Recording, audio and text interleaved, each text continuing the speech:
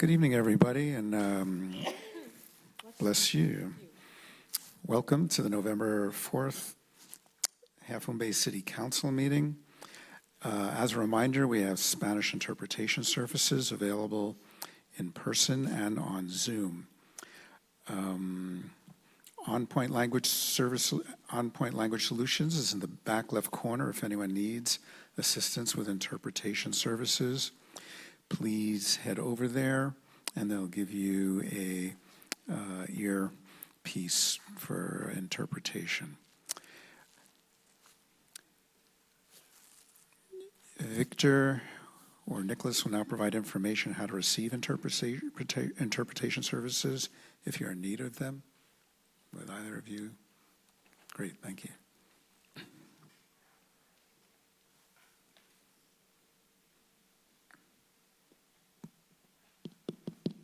Thank you, Mr. Mayor, City Council, all city staff, members of the public, Victor Hernandez, Spanish interpreter. Buenas noches, les queremos dejar saber a todos ustedes que pueden acceder lo que es el canal de Zoom por medio de seleccionar lo que es el mundo terráqueo que aparecerá al fondo de su pantalla y después seleccione lo que es el idioma en español. Muchas gracias. Thank you very much. Thank you, appreciate that. Can we please have a roll call? Councilmember Johnson? Here. Councilmember Nagengast? Here. Councilmember Penrose? Here. Vice Mayor Reddick? Here.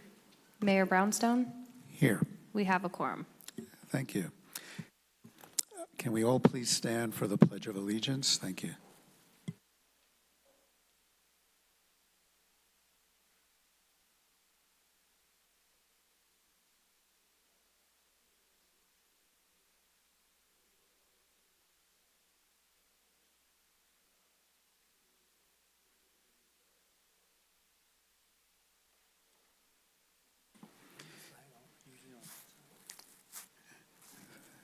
Thank you.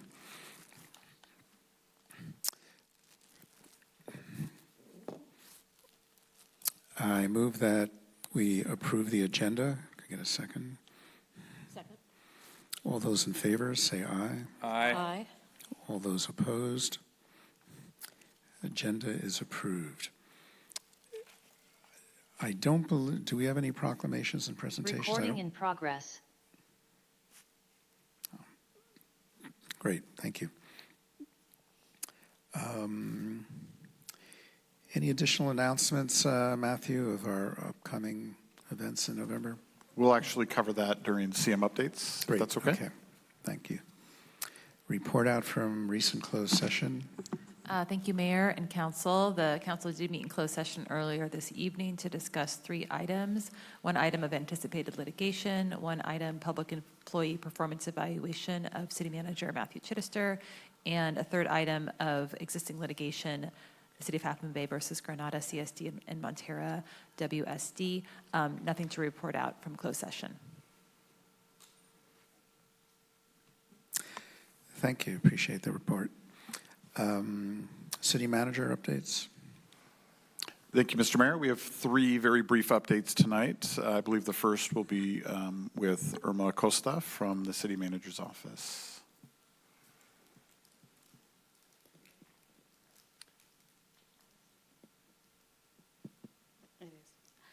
Good evening, Mayor, council members, and members of the public. Irma Acosta, Economic and Community Vitality Division. And I just wanted to take a moment to update everyone on an important issue that we're seeing in our community. Due to the ongoing federal shutdown, more families are experiencing food insecurity. Local food banks and community organizations are reporting an increase in demand, and many are stretched thin to meet the need. These groups are doing incredible work, but they can't do it alone. So they are asking for volunteers and community support to help keep food on the table for our neighbors. If you're able, please consider volunteering your time or donating to a food pantry or meal program. On this screen, you can find some upcoming volunteer opportunities with some local organizations, and you can also find more information on our website about other opportunities for involvement. Thank you. Thank you, appreciate that. Thank you, Irma. I will take a brief moment to announce a couple of upcoming events. We're really excited. This Friday night will be the very first Diwali celebration in Half Moon Bay. Diwali is a Hindu tradition, the Festival of Lights, and we've worked with some of our community members who have been interested in doing this, and we're happy to support and partner with them as they kick off this new venture. The event will be this Friday night from 6 to 8 p.m. at Mactucha Plaza in downtown Half Moon Bay. And there will be music, there will be henna tattoos, there will be arts and crafts for children, and really the goal is just to introduce some additional culture to our community. Interestingly enough, we've had an influx of Indian residents over the last several years that have started to create a new cultural community on the coast, and this is an opportunity to recognize some of our new neighbors. And I think it's a really cool way to also kick off the holiday season. It's a festival of lights, and as we know, we've got Nights of Lights coming up, and it's really cool, and it kind of kicks off following the Dia de los Muertos events that have been going on. So it's a cool opportunity. We're excited to be part of it, and we hope people will come and attend. I'll also share for folks, Friday is considered the kickoff of the holiday shopping season, and so many of our downtown businesses will be open late, hosting their own little parties in their stores, and they hope that for folks that are coming out to enjoy this event, they'll pop in and maybe start at least looking at what they want to buy for the holidays. Main Street is a great place to shop for the holidays, so want to make sure we plug our local businesses. Next Monday, Main Street and Kelly. Yeah? On Monday night, we will hold our annual Veterans Eve event. This is an opportunity for us to recognize our local veterans. It's a pretty low-key event. And it's really just an opportunity for us to recognize those in our community that have served our country and defended our freedoms and our liberties. And I think this is our 4th year doing it. And it's usually a small event, but really appreciated by our local vets and just an opportunity to recognize them. So that's from 6 to 7 p.m. on Monday night. City offices will be closed on Tuesday, so this is an opportunity before we go into the Veterans Day holiday to recognize those veterans. We'll have some cookies and treats and some warm drinks. It'll probably be cool as it has been, and we're looking forward to recognizing our veterans. And that's it. Thank you, Matthew. Okay, there we go. So we're now going to open up our public forum, and that's open to everybody who's in the room and also people who are here remotely. If you are attending on Zoom and did wish to participate, please indicate by raising your hand on Zoom. Okay, so the way this works is, for those of you who know or don't know, each person has 3 minutes to speak. If there's language interpretation involved, there'll be 6 minutes total for the translation. And we ask that people do not applause after someone speaks. It makes it more comfortable and safer for folks who might be coming up, especially for the first time, and they may be a little nervous. And so we just ask that people listen respectfully.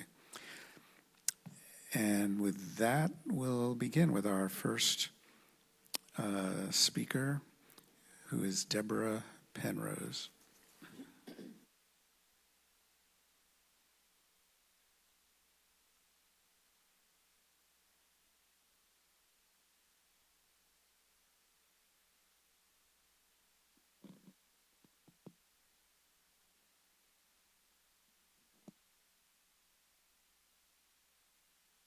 Can you hear me now?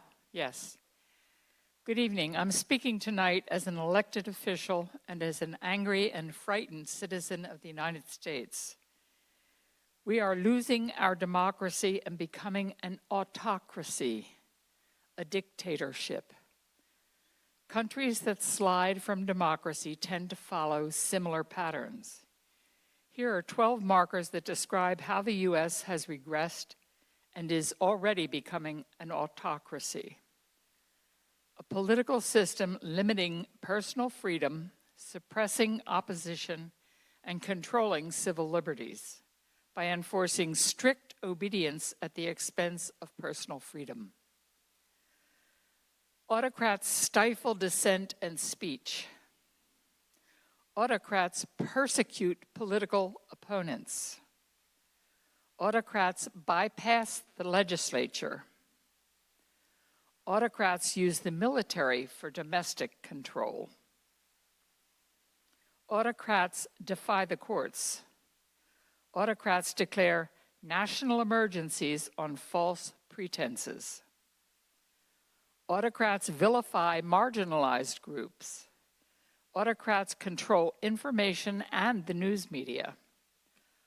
Autocrats try to take over universities. Autocrats create a cult of personality. Autocrats use power for personal profit. Autocrats manipulate the law to stay in power. The frightening fact is that the current government has regressed on all of these 12, and we have already lost what most of Americans hold dear: our individual freedom and our ability to elect and hold responsible our leaders. We no longer have the luxury of time. Now is the time to protest. It is critical that every elected official who swore to uphold the constitutions of the United States of America and of the state of California show that they are willing to defend them by speaking out against tyranny. Thank you. Our next speaker, and actually apologies, I like to say who the next speaker is and then the one after that so they can be ready. So the next speaker will be Jennifer Moore, and she will be followed by Sandy Vela. Good evening, Mayor, Vice Mayor, Council, City staff, everyone here. My name's Jennifer Moore. I'm a local resident. I have a business right up the street.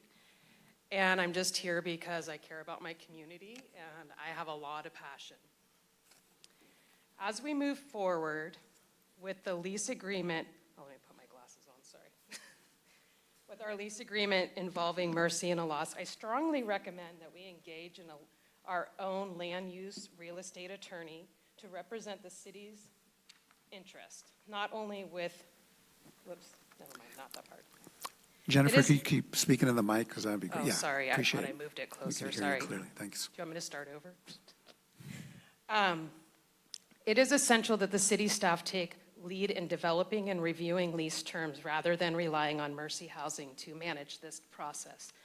Given the fact that Mercy Housing stands to generate substantial revenue from this project, it is reasonable for the city of Half Moon Bay to ensure that they also benefit appropriately. By maintaining control over the lease, development, and legal review, we can better safeguard the city's interest, ensure fair, equitable outcome to all parties involved. Additionally, with the city of Half Moon Bay's current structural deficit, I believe it would be prudent not to consider medical insurance for council members at this time. We need to commit to fiscal responsibility and demonstrate leadership managing limited public resources. Thank you for tonight. Thank you, Jennifer. Our next speaker is Sandy Vela, who will be followed by Joaquin Jimenez. Good evening, everybody. I have a couple comments. My name is Sandy Vela, 60-year coastal resident, living downtown Half Moon Bay. Please paint the Main Street Bridge. It's driving me crazy. I understand that February is a target date. If we could hold that, that would be great. You know, it's been peeling for far too long. So thank you for doing that. The other one's 555 Kelly As it relates to 555 Kelly, the city of Half Moon Bay should really be the author of the 555 Kelly agreement being drawn up, not Mercy or Loss. And that way we could cleanly draw up our requirements on our paper and consider adding Mercy and Loss requests via an addendum. So it's nice and clean. Please open up the current draft agreement for review by the public. Public would like to suggest adding, removing, modifying terms, or maybe we can just submit them to you guys and you can collect them. And we'd like to do this before anything's signed. So get our comments early on. If there's a huge glaring issue, love to see it in advance. Please use outside counsel, specifically a real estate agent or land use attorney to review. We need legal specialists to advise us. I don't think we have the qualifications on our staff to really negotiate and even understand all the terms that are presented. And again, I would strongly suggest don't approve the $1 lease for 99 years. I know we've all talked about this before. We can't afford this extraordinary and really outlandish request. We need to consider all Half Moon Bay interests and constituents when drawing up a long-term agreement that will impact all of us for years and years to come. And then finally, I want to thank you guys for helping to remove the long-term parked RVs on Main Street. So we noticed that's great. They were an eyesore. Now it's gone. It's beautiful. If we can continue to tag RVs in Half Moon Bay that have not moved for 3 days, it'd be perfect. Stagnant RVs will become more and more of a problem in Half Moon Bay since San Francisco will be addressing stagnant RVs with a priority. And that's it. Thanks. Thank you, Sandy. Our next speaker is Joaquin Jimenez, followed by Anita Reese. Good evening, Honorable Mayor, Vice Mayor, Council members, city staff, and members of the public. Matthew, sorry to interrupt. Could you please share the flyers with the council members?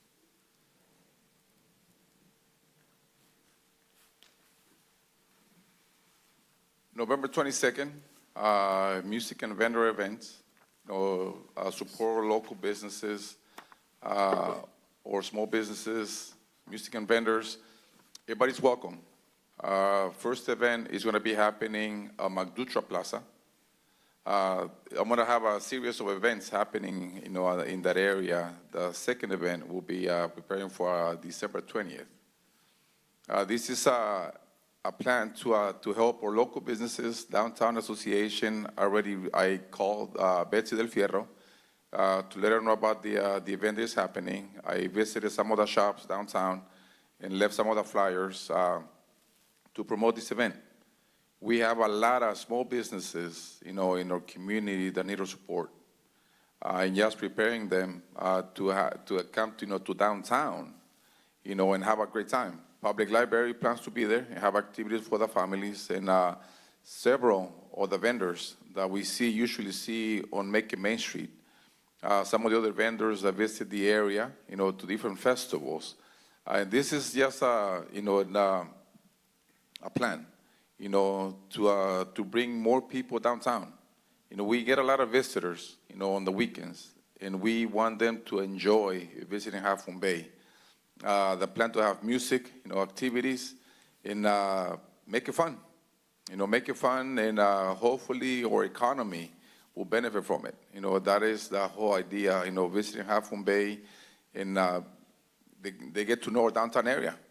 So please join us November 22nd, 12 to 5, for music and vendors. And then when we're ready for in December, we'll also come back, and I invite you to join us for December 20th. Same time, same location. All the permits are ready in. I already applied for all the, make sure, cover every angle to make sure everything's done the right way. Thank you. Thank you, Joaquin.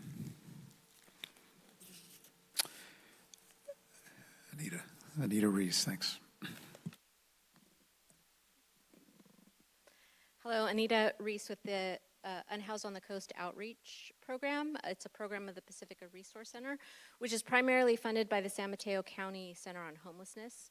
We provide outreach and engagement and case management services to unhoused folks on San Mateo County coast from Pacifica to Pescadero, with the goal of helping them return to housing. Outreach staff is available 7 days a week, Monday through Friday, 9 a.m. to 10 p.m., and Saturday, Sunday, and holidays, 9 to 5. And we respond to outreach requests within 3 hours during that time. If you see someone living outside or in a vehicle, please call us at 650-452-6279 or email us at ucoutreach@pacresourcecenter.org. As of today, there are 32 individuals who are unhoused in Half Moon Bay, 4 encampments with 14 folks living in them and 19 others not in encampments. I will note that of the 4 encampments, only 2 are active. The other 2 are still noted as encampments, but they are empty. I want to thank City Manager Chittister and city staff and the Sheriff's Department for being partners in this work. For example, we've been able to move 2 folks living in motorhomes who are staying on Main Street. Both are on their way to housing. One has been matched with a housing subsidy and is currently looking for a rental. And the other, we were able to help them move their belongings out of their motorhome and provided incentive funds for them to give up their motorhome for good. The motorhome has since been towed and is off city streets. They are now reconnecting with family and searching for housing. So again, I just want to thank you all for your partnership as we help unhoused folks in Half Moon Bay return to housing. Thank you, Anita, and greatly appreciate the work your organization's doing. It's really having a positive impact, so thank you very much. I don't think we have anybody online, just double check. And that's all our speakers today for public forum. Public forum is now closed. We will now move on to our consent calendar. Let's see, same situation, a couple of items here that we had last time. So first of all, is there anyone who wants to pull any item? I know it's Paul and Patrick, you will be abstaining from items 8A through 8C because you are not here to approve, to participate, so nothing to approve. I don't think there's anything else being pulled at this point, but just want to double check before we go through it.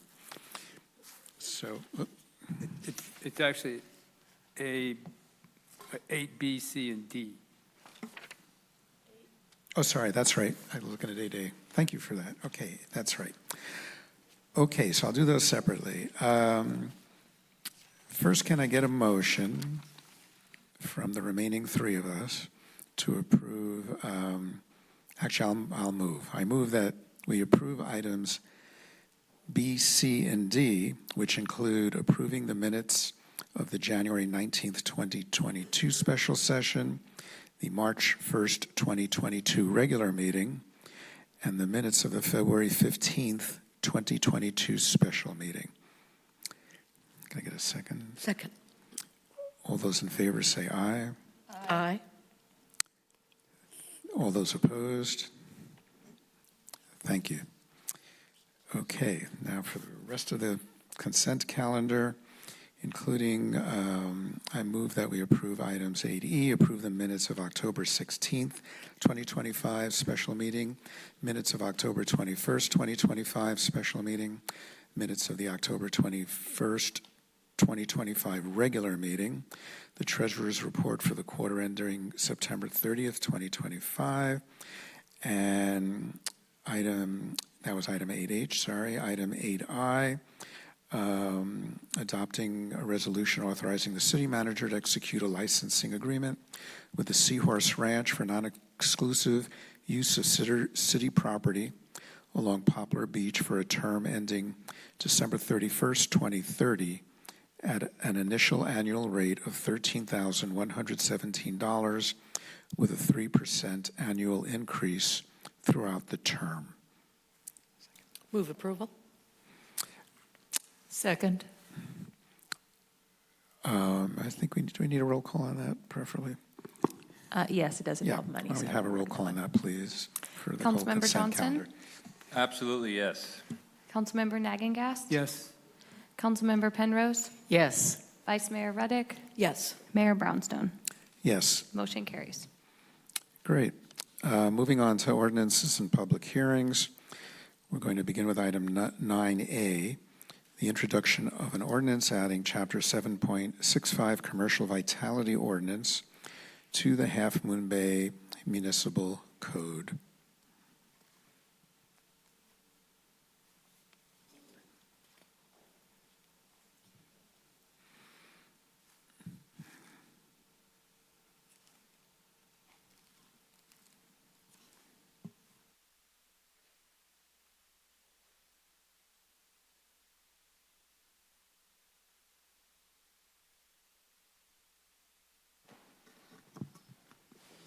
Great. Good evening, Mr. Mayor, Council, and Community. My name's Karen Decker. I'm your Economic and Community Vitality Manager. Welcome to the first reading of the Commercial Vitality Ordinance. This ordinance establishes standards for neglected and empty commercial storefronts. So currently, the city does not have a specific mechanism to regulate empty commercial properties, nor does it require specific standards around upkeep of commercial properties generally. We have heard feedback about empty and neglected storefronts in the past, but this year there was quite a bit of feedback starting at community listening sessions back in January and February, during council priority setting, meetings of the Downtown Association, and public comment from time to time. Given that feedback, staff conducted research and we did more of an in-depth discussion of this topic during the study session on October 7th. We know that empty or neglected storefronts pose things that are not helpful to Half Moon Bay. They contribute to urban decay, reduced property values. It's demoralizing for property owners that do comply. And there are safety and public health risks around cleanliness and whatnot.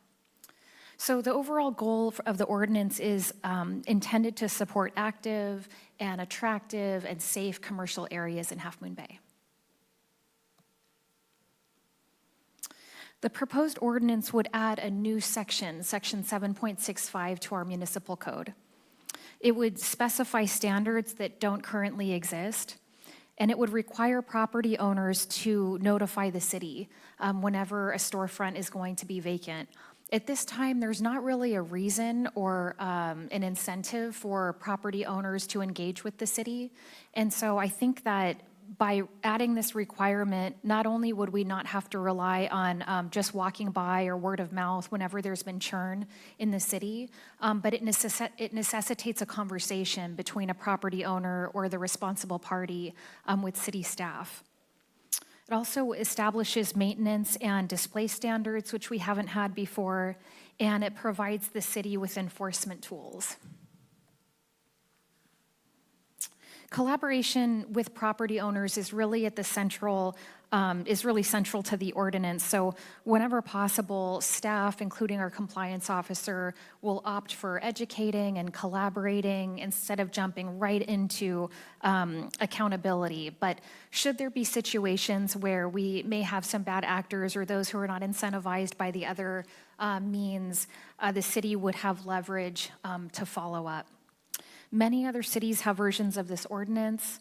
Several use complex registration systems that more match a larger city with much larger staff. This approach is streamlined for Half Moon Bay's scale. Not introducing multiple forms or new software to complicate compliance was important to staff and stakeholders. And staff received quite a bit of input. We engaged with other cities that participate in economic development associations for which the city participates. And so there was a lot of institutional knowledge and collective wisdom from jurisdictions who have already tried and implemented this, which was really helpful. We also chatted with downtown groups. Some local businesses were really generous with the amount of time that they took to sit down and chat with me about their concerns and their ideas. Commercial real estate representatives. So really appreciate those folks who took their time to weigh in on this topic. Public notice was also published in the Daily Journal on October 24th, which is a requirement of this process. And just back to that study session that I had mentioned earlier. So just a general summary, there was overall support for this concept. It's something that council has asked for, the community has asked for. And that session afforded us an opportunity to hear from additional community members and get guidance from the council. In addition to that general support of the ordinance, there was discussion about honoring the uniqueness of each storefront and avoiding overly prescriptive regulations, while also calling for more specificity around the role of the compliance officer. Council members also emphasized the importance of encouraging merchants and business operators to really take pride and ownership in maintaining their storefronts.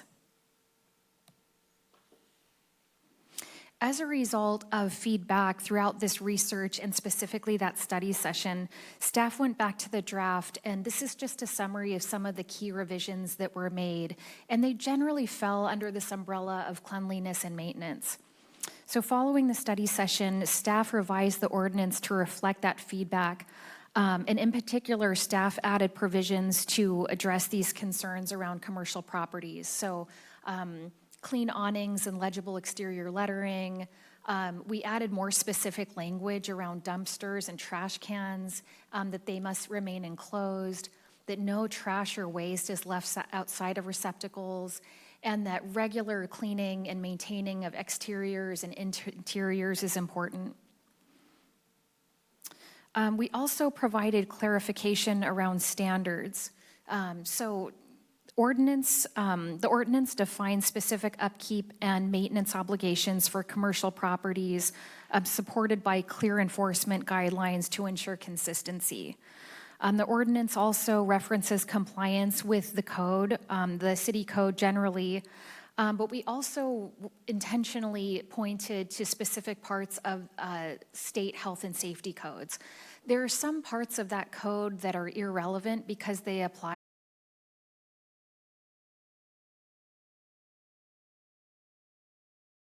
state code that give our compliance officer a lot of leverage in terms of maintaining standards for commercial properties, and it provides property owners an extensive list of what those requirements are.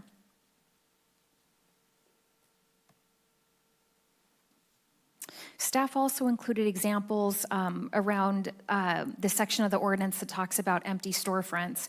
And we did this to provide property owners with options for temporary displays in street-facing windows that have been vacant for more than 90 days.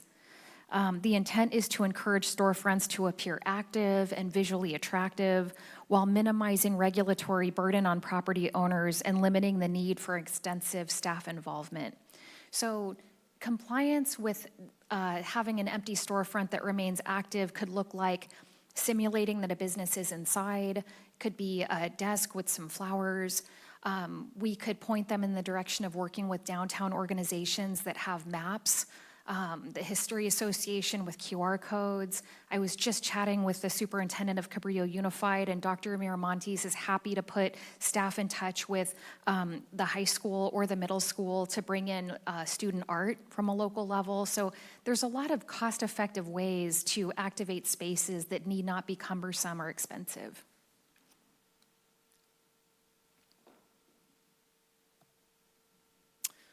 So next steps, if council introduces the ordinance this evening, and if any revisions are modest, in which I'm sure Catherine could provide guidance, then this would proceed to a second reading, and then this would take effect 30 days after that adoption.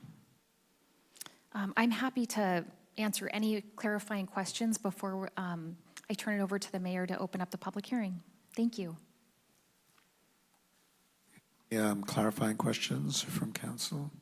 So Karen, the report's really good. Councilmember Johnson. Sorry about that. The report's really good.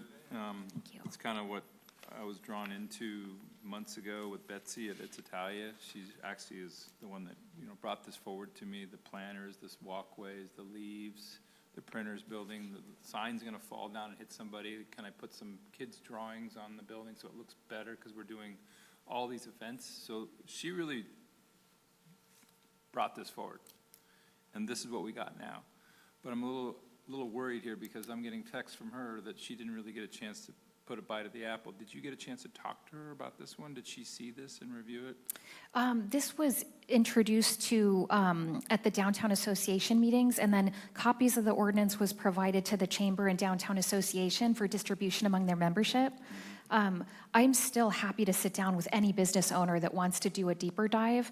I didn't hear particularly from her, but it's not too late, and I'm happy to do that. Because they do have a meeting, and Matthew, maybe you can help me, because I don't remember exactly, and I know Paul's gone to it, I've gone to it. They have like a meeting at It's Italia, I think it's Tuesdays at 9 in the morning or something. It's one Thursday a month. Yeah. I would really like for that chance for that meeting to happen where they can dissect this. Well, that meeting isn't a place where we would go through an ordinance like this, but Right. that's the meeting that Karen was referring to where it was discussed several times, so. Okay. You were at the It's Italia in the morning, 9 in the morning, talking about some of this stuff? Yes, and whenever the concept of the ordinance came up, it was met with great enthusiasm. So, and then, there weren't particular sticking points that were hashed out in detail, but general support of it, and the actual ordinance itself was given to kind of the leadership for distribution. So were they able to read what you had, or were you just taking input? I don't know who read it, but I was happy to take input from anybody at the meeting, and it was just really general support. There wasn't particular pivoting around any sticking points, but again, that's okay. If there are concerns or ideas that still need to be raised, I'm happy to do that. No, I guess The draft ordinance went to the different organizations to distribute amongst their membership. So we're not sure if it made it to the individual business owners directly. Obviously, with Betsy, we can just reach out directly to her. I'm concerned for Betsy and everybody. Let's just be clear, because my phone just blew up that she's not, not 100% on this. And I believe that, okay. I think our merchants really need to be all the little stuff. You did a great job. I worry about the merchants. As a business owner myself, I worry about that. There was also a text that went out. There's an opt-in for merchants that is managed through the chamber. And so a text went out in anticipation of the study session.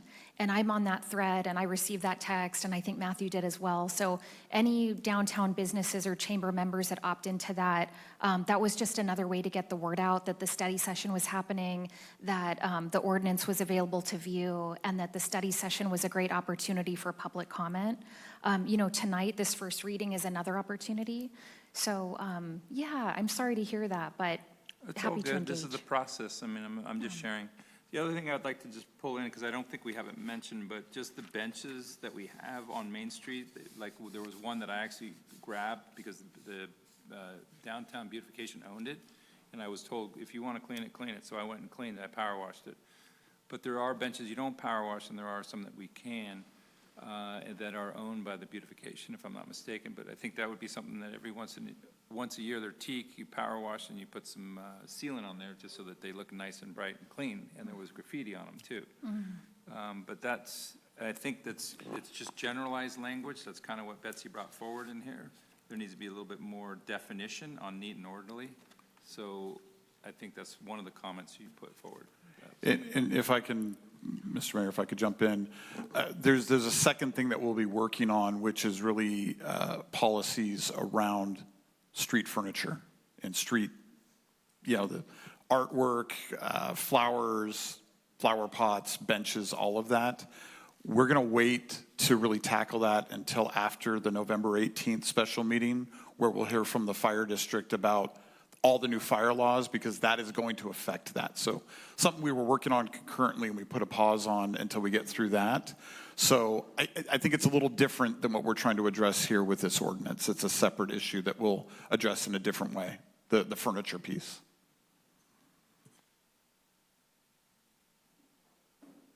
I just want to clarify around what Patrick was saying. So you're saying that the chamber did get a copy of this. Is that right? I sent an initial draft to leadership from the Downtown Association and the Chamber, just asking them to share it with their members and provide any feedback. Right. And that's the same draft we're looking at here? That was the draft leading into the study session. Oh, okay, so not this one. Okay. Well, now everyone has it, and great.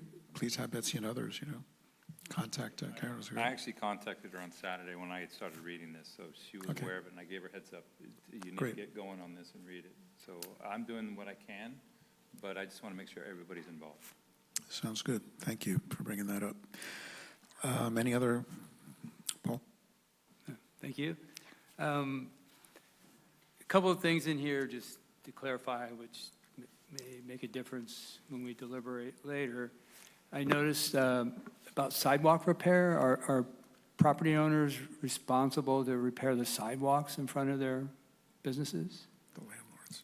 Or landlords or property owners, just like we do in residential areas? That's correct. Okay, so that would require getting a permit, and then who determines when a sidewalk needs to be repaired? Is that a city function? Todd, do you want to speak to that? Todd Seeley's our interim public works director and has been our public works superintendent and been dealing with maintenance of sidewalks for many years. Good evening, Mr. Mayor, Council. So downtown sidewalks, we have a vendor that we send out once a year just to do an overall assessment of the condition of the sidewalks downtown. Based on that, we'll target the most problematic areas first with the funding that we have. The rest of the areas are primarily addressed through grinding or scarifying, depending on what methods we have available. And as far as I am aware, I'm not aware of the city actually making any business owners downtown pay for sidewalk replacement. It's kind of a function that we've been taking care of on their behalf for as long as I've been here anyways. Yeah, I believe the only time we would have a property owner do the work on those sidewalks is if there was something that they had done to create an issue. But the street trees are ours, and most of the issues we got the sidewalk were based on that. Well, I was trying to figure out if, because I know residential areas aren't property owners responsible. Correct. Does it distinguish between commercial and residential in the code? Do you know? I don't believe so. We can look into that further. I'm not aware of a difference in the code, but that's certainly something we can look at. Okay. Okay. Just curious. Yeah. And that'd be the same for like cleaning sidewalks. Do they have to come to the city for a permit to do that, or how's that work? Cleaning sidewalks. I guess depending on the type of cleaning that's going to be so done. it's a little more challenging with the water runoff regulations that we deal with as far as maintenance operations goes. Pressure washing of sidewalks need to be done by a BASMA certified pressure washer. So basically it's reclaiming the water that they're using for their operation. We've looked with Karen, we've looked at some numbers, and I think the numbers we got informally, it was about $8,000 a month to do like just the downtown core. It's an expensive service for sure. So I mean, that's kind of what we're up against right there. Right. So I don't know if that's, who decides when a sidewalk needs to be cleaned? I don't know. Oh, yeah. Just want a quick clarifying question. There's a difference between power washing and just taking a hose, right, and hosing down a sidewalk, or is it the same in terms of what you're talking about? Because I think there's probably some gray area there. The pressure washing actually does get more material up, and that's what the regulatory bodies are worried about getting into the storm drain system, right? Is getting that deep-rooted filth and oil and grime up off the sidewalks and letting it flow into the storm drains.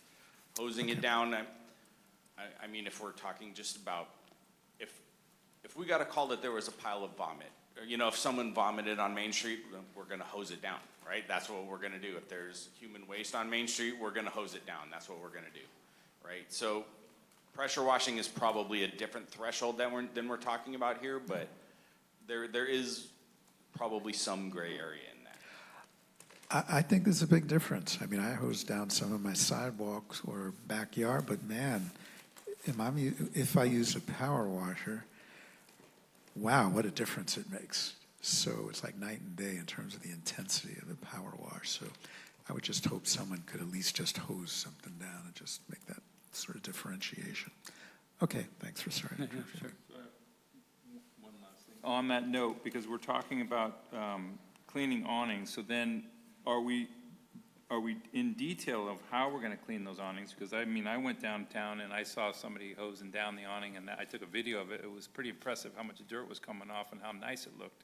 But then now you guys are saying no water, no nothing, so how are we gonna clean the awnings?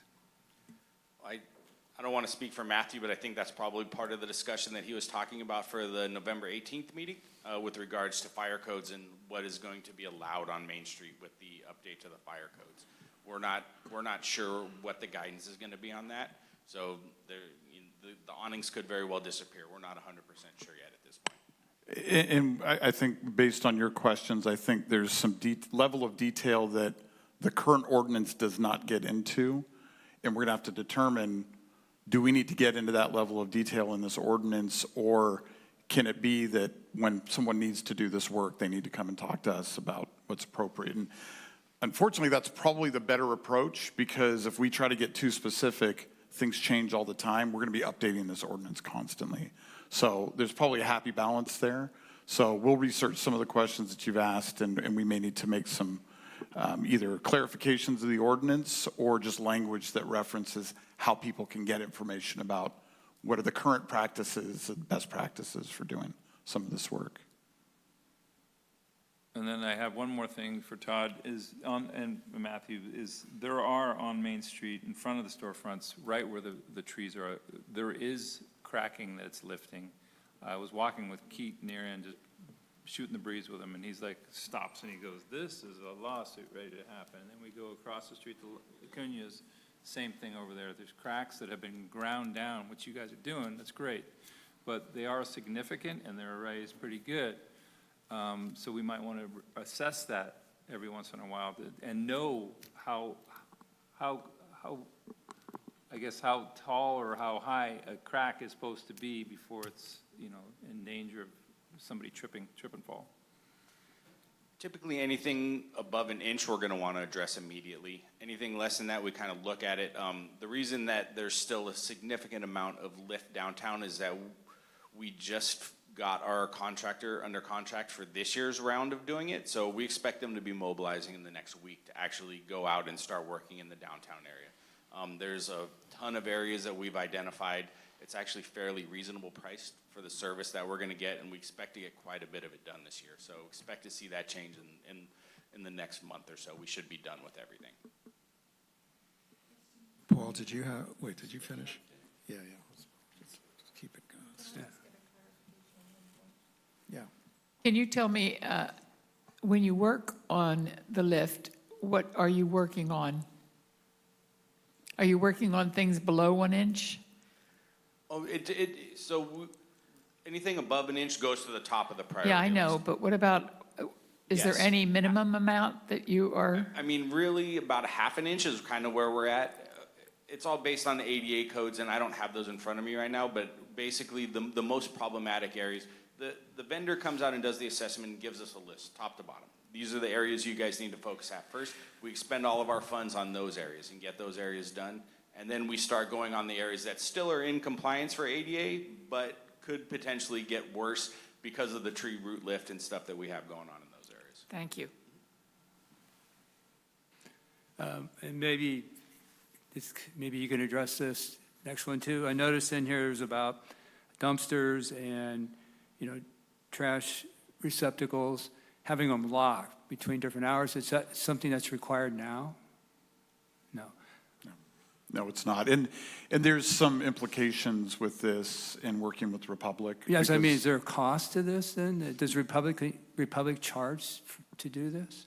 There is some sort of a cost. Do we know what that is? Just at first glance, I would have to think there would be a significant labor burden associated with them for them to go and lock it. I know that they're not staffed up to handle that kind of stuff, and they would have to add a staff person or get someone to come in and do it on overtime. So they have a fee that they charge businesses that lock their dumpsters. So do the businesses know this?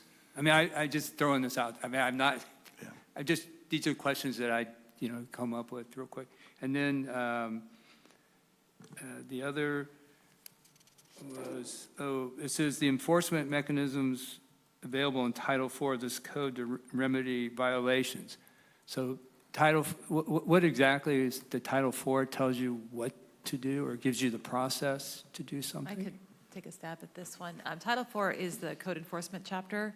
And so it's basically just incorporating all of the tools that the city already has for code enforcement, whether it's administrative enforcement or civil enforcement, criminal enforcement. They're all incorporated to enforce this new ordinance. Right, because this had nothing in here about fines or Correct. Yeah. recording on properties, but so that's why it gets referred to Yes. do what Title IV says to do, and then that's the process that's in there for that. Yes. Correct.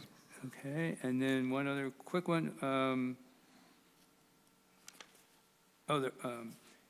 You had mentioned you talked to some cities that had, they've gone through some trials and tribulations, trying to set up ordinances and what worked, what didn't work. Did you get any sense, and maybe it's reflected in here, an item or two that they thought was don't do it or something that really was challenging for them?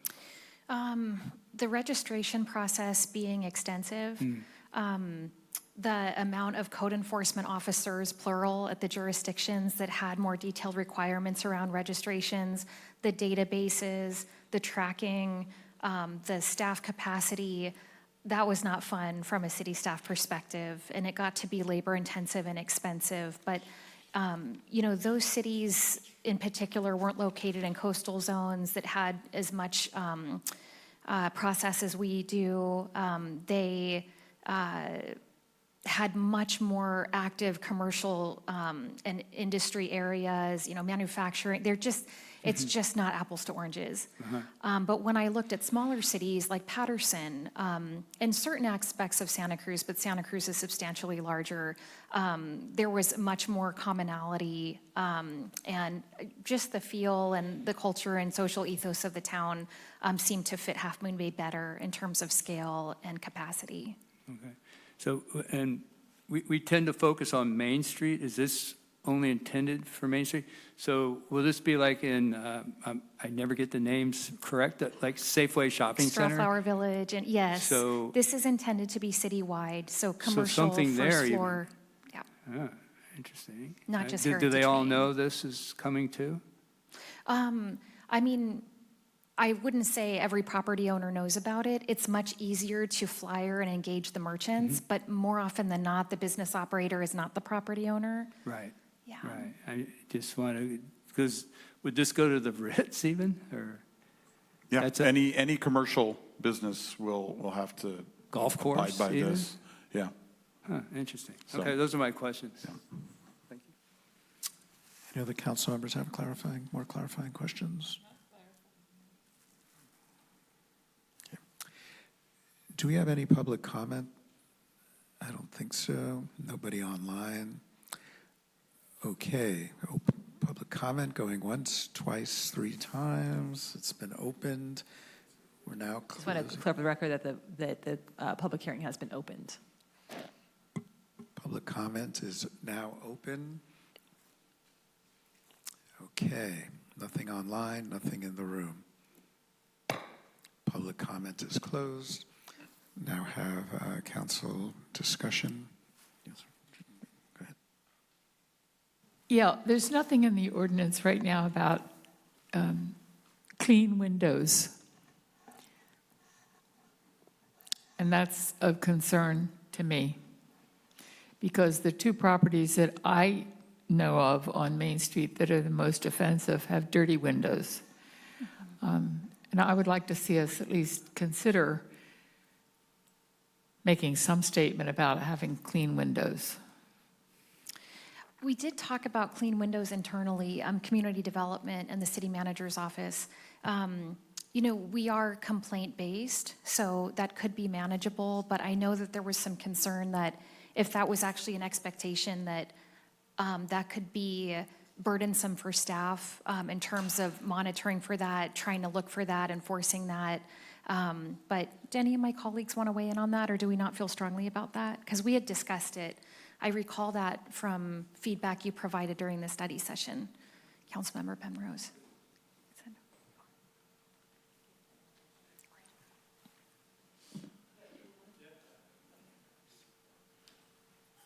Yeah, I think Joe's here, so let's have him. Okay. Hello, can you guys hear me? Thank you, Mayor and council members. So, to the question that you asked, is this kind of burdensome? I'm sorry, mispronouncing. It is only because it becomes very subjective over what is dirty and what's not, and like what is the threshold for us to be able to do any type of enforcement. So essentially, with me being the only enforcement officer, quote unquote, it would be like a daily task for me to walk down Heritage Main Street, or even since we're encapsulating straw flower and everything else, to be like, what's the threshold for a dirty window? And what can we do? How is that different from the threshold from a dirty sidewalk? I mean, to me, it's the same thing. You know, somebody has a piece of paper on their sidewalk. I could call that dirty, or I could say, gee, there's just a piece of paper there. So I don't know how you enforce something like that, but I do know that what we want is an ordinance that covers a situation where somebody doesn't clean their windows for 6 months. Absolutely, and I'm not And I don't know disagreeing. how we do that. That's my point. I agree with you 100%. The thing is, where is the threshold, and where do we, like, what is the bar that we raise through this so that there is something that is enforceable, like a dirty sidewalk? What is that threshold? What is the threshold for a dirty window so that we can actually hold somebody accountable rather than just being subjective? I understand. I think that's something that we need to consider, though, in the ordinance, not just leave it out because it's a difficult thing to look at. And I guess I think what I'm hearing is, you know, if we look at section 7.65.070, all commercial properties exteriors, we talk about maintaining neat and orderly landscaping, building exteriors, clean awnings where permissible, and clear exterior lettering when used. Can there just be a reference to doorways and windows? And then we'll have to deal with that subjectivity later. But I think it's implied here, and I think what you're looking for is just clearly call that out so that Yeah, I people think can't it's say, well, you important that don't we say state it. windows in the ordinance, so I don't feel like I have to deal with that. Is that? Right, exactly. So I think we can look more closely at that, but is there a reason why we couldn't just call out windows where we're calling out other parts of a building exterior? Yeah, and I would argue that windows are already covered, but we should call them out. Okay. As to Councilmember Penrose's concern, and Well, we it's can one of the also main look at- things between the public and the space is the window. That's what they look at. That's the first thing they see. They're not looking at the landscaping nearly as much, or the awnings. They're looking right at the window. That's at eye level. So that's why I think it's important to call it out in some way. Yeah. Certainly don't want to make things burdensome for anybody, but Yeah, and to my second point, I think that we can include some language that provides some kind of objective threshold that's easier to enforce than actually quite a number of those sort of subjective elements. So Yeah. not just windows, but also sidewalks and other yeah. things. Thank you. Vice Mayor. I really appreciate the approach of making it consistent with our scale and trying to simplify it. It still is way more than I anticipated that we were going to take on. Like, I was mostly interested in, vacant storefronts. And it's gone beyond that. And I do have kind of a problem with the sort of subjective nature of a lot of the descriptors in it. And I think that can cause real problems for enforcement. It puts our enforcement compliance officer in kind of a tough spot to have to make those calls.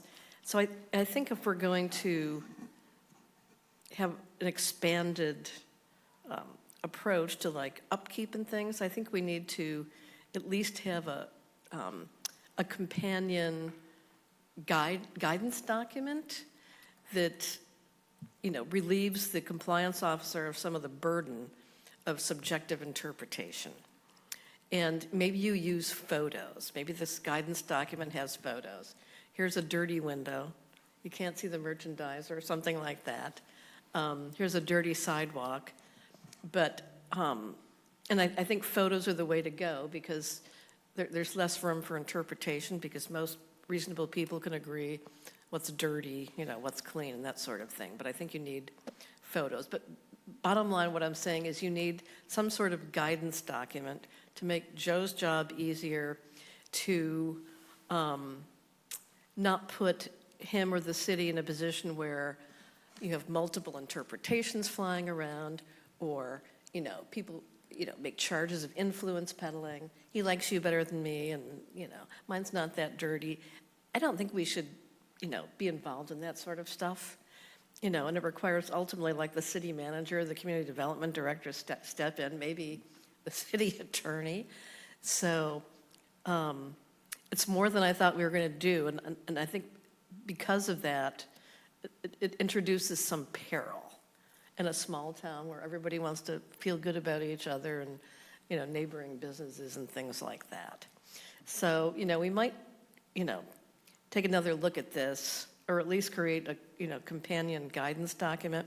So you take, some of that subjective interpretation out of there and thereby diffuse tension and stress and free up the compliance officer for enforcing other things in town for which he is responsible.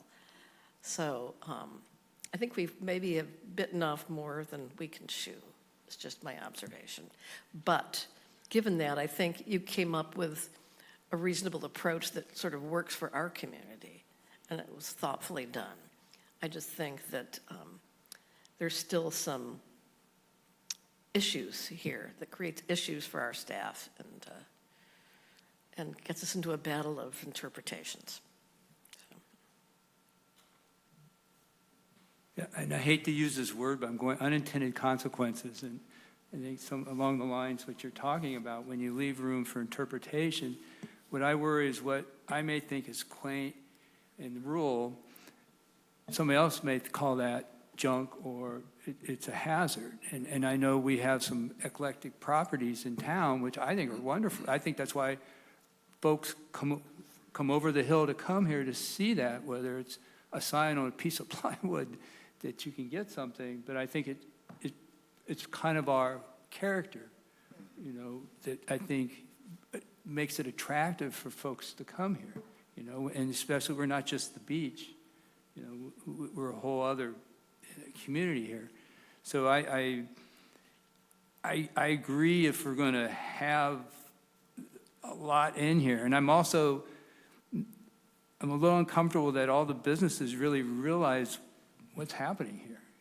There's a lot in here that I want them really to know, careful what you wish for. Here it is. It's coming. Now, I can't imagine some cities that do even more than this. What they must have a whole department that has to deal with that. But I would want to make sure the businesses all agree with this, and even these shopping centers, because I've seen some things in some of those shopping centers that you're going to maybe have to address, whether it's the front or back of them, because they're visible to the public and they have public walkways there. So I just think maybe we need to tweak a little more and just make sure businesses,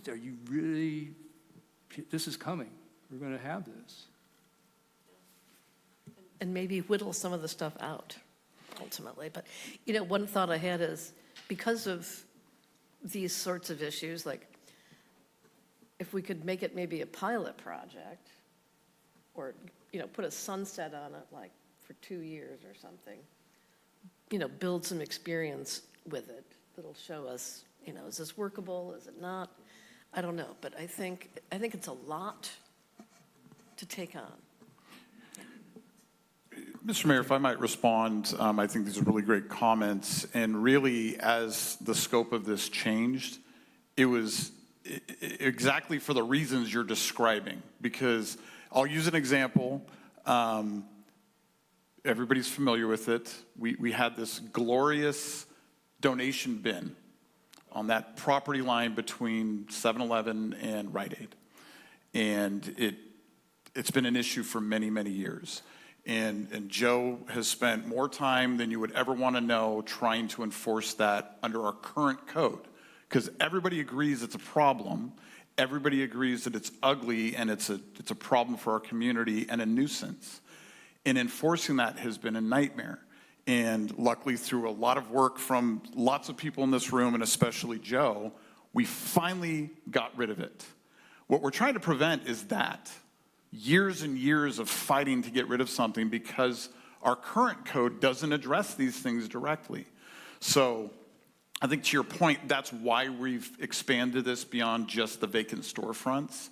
The key is how do we thread that needle, keep it objective, and actually accomplish what we're trying to, which is ease of enforcement, clarity of enforcement, and property owners and businesses know what's expected and can just, the goal is for people to be able to read it and comply without us ever having to get involved. Right? And I think the key word you just said was nuisance.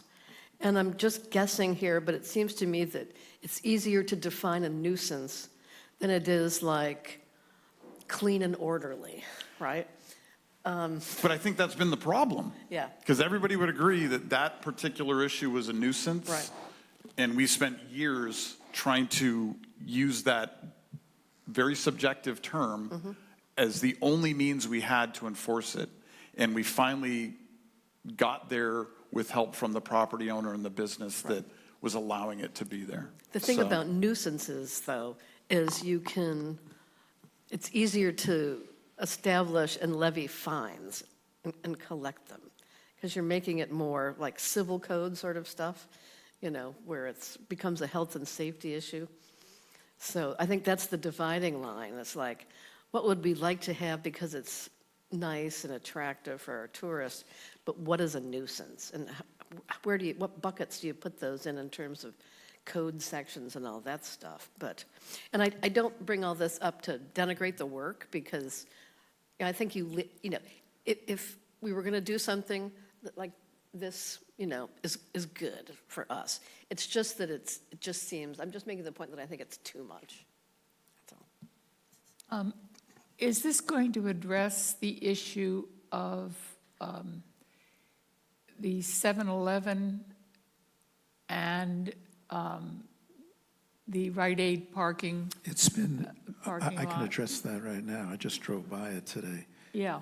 So the bin is gone, the donation bin, and that parking lot looks beautiful. There's no homeless person there. It's all cleaned up. The other garbage bins are out there. I was actually, wow. In fact, I was going to say, I want to say something positive that has actually been done. It's nice. You could show movies on that wall. Great. It's, But the answer is, the goal of this ordinance is to make it easier for us to maintain this incredible state we're finally in, because as we know, it could change tomorrow morning. We could leave this meeting right now and we're back to square one, and it's a really tough process right now. This ordinance, and it sounds like there's some things we need to do to further refine it, is intended to make that easier to continue to maintain. That's part of the goal. Yeah. And I'm thinking, I started attending the Downtown Association meetings. And I'm thinking, I like to see sometimes something that looks like in between, like a little bit of community self-enforcement or, help. So maybe there's a way where, folks from the Downtown Association could take turns, have some conversations about what's looking okay or not, perhaps making some recommendations to store owners, to clean things up. Do they need help? What's going on?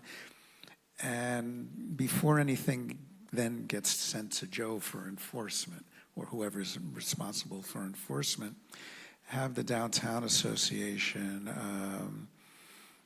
be a little bit less, there's a fine line between over-regulating and creativity and everything having to look the same. And we pride ourselves on, well, we like this small town kind of feel. And what does that mean? And a lot of it is some individuality, and believe me, there's cities in this country that you go down, everything looks pretty darn uniform. And God knows in Europe, countries, God help you, if your lawn is an inch over the grass limit. I mean, really heavy regulation. And I'd rather see, helpful support versus, and just address the outliers, the people who just simply refuse to think that there's anything, wrong going on, and asking if, they might need some help. And I think we got the kind of people in the downtown community who will be really good with that approach, so. And I'll also just say that's the intent of this as well. This is not so that we go door to door and every property is like, you got to change this, you got to clean up that. It's for those outliers that everybody knows, everybody can tell you which buildings we're talking about, where our current enforcement has not been able to address those issues. It's to give us some teeth for the people that will not comply. That's what this is all about. Yes. This is not about to 90% of our property owners, to 90% of our businesses. This will not change anything for them. It's for the outliers that have been egregious and ongoing issues for us, to give us some teeth to really go after some of them. That makes sense. Yeah, great. So do you have enough direction? Is there any other direction or? I would like to ask a clarifying question. So in regards to, subjective descriptions, and there are several places in the ordinance where it says neat and orderly intentionally, because the intention is to be understood by a layperson, but for sort of a really detailed list, that's where the Title IV, that's where the state code comes in, that's where the existing code comes in. That was always the intention, to have those detailed lists provide the compliance officer with leverage should there be an extreme case where we need to point to the law and say, this is what we mean by flammable, this is what we mean by, dilapidated.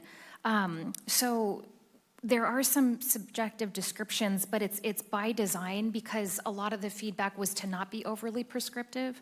So would it be acceptable to largely keep the key provisions in the ordinance as is, but to use the city's website on this topic to provide photos, to provide the form, to provide, because that is all would happen if this was adopted, but I don't know if the ordinance is the best place to do that.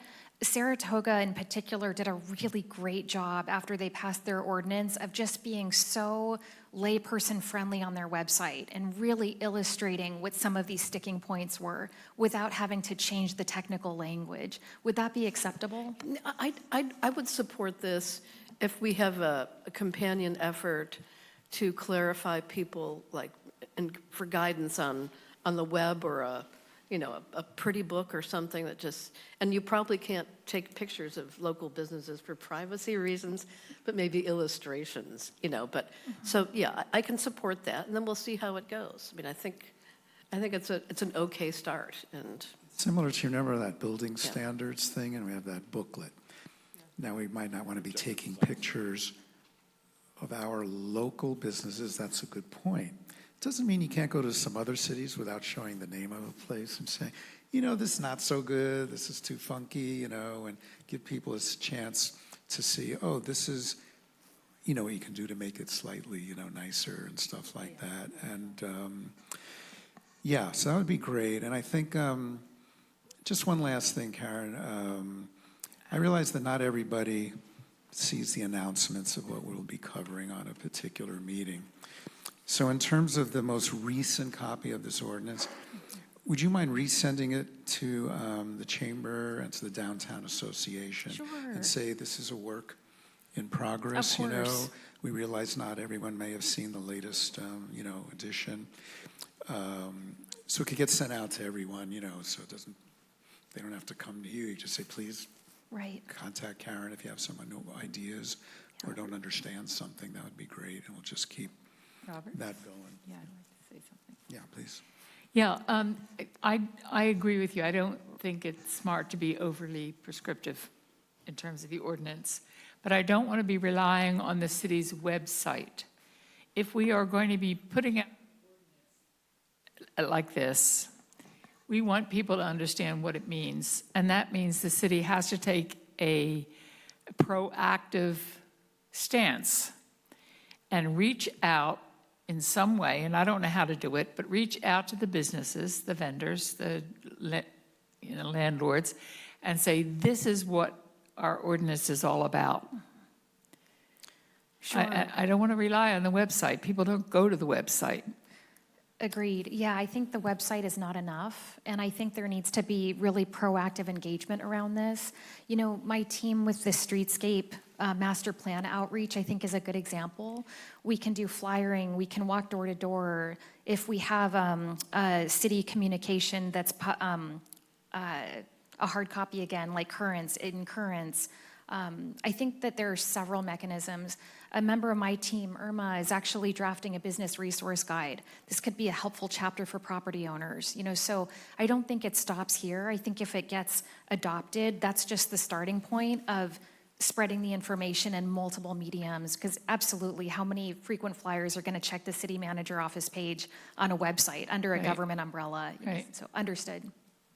And this is a great opportunity for, with something like this, with an ordinance, there should always be, you know, an FAQs, an ongoing FAQs.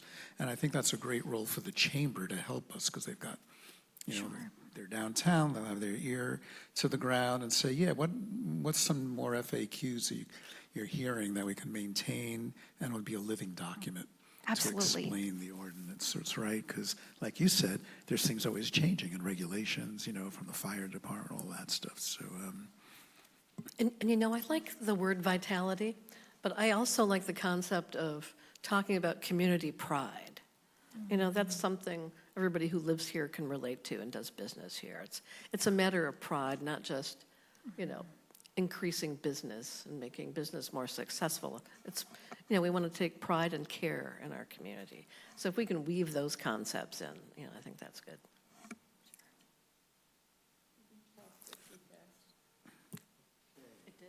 Prop 50 passed. all right, what was the percentage? FYI. Yes, no, but in my mind. Okay, we're ready before, we're going to take a break before I want to we make move on sure to- that staff has the direction that we need, so I'm just checking with Karen right now. I think, so this is a public hearing, which we have to notice per, you know, government code, and there's been some direction given in terms of the ordinance itself. And I guess I just wanted to flag that council would have the option of continuing the public hearing to a date certain, to allow staff to make adjustments to the ordinance, potentially work on the handbook administrative supplement. I think there would be some cost savings to continue the public hearing. I don't know how much it costs, but Maggie could probably tell me how to notice these things. $720 per notice. $720 per notice to notice a public hearing. So continuing is cheaper? Yes, as opposed to tabling it and then just bringing it back. If we know when we want to bring it back. That's the key. If you want to bring it back. Yeah, well, yeah. Let's do that. I'll bring it back for sure. Do you bring it back before the holidays or after the holidays?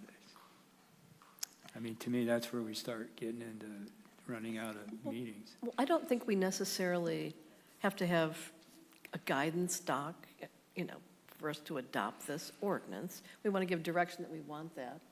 But, I mean, I haven't recommended any specific changes. I haven't heard any specific changes anybody's asked for up here. So. Well, originally, you're going to bring this back for a second thing, November, our next meeting in November? So if the changes requested, you know, I think one specific change we heard is referencing windows. We'd probably want to put a reference to the fact that there will be guidance docs available.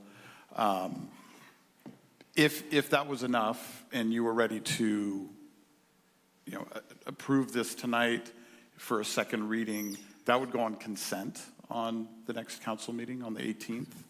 and then it would take effect 30 days later. So the question is there further discussion needed for this in the future? That's really the question here.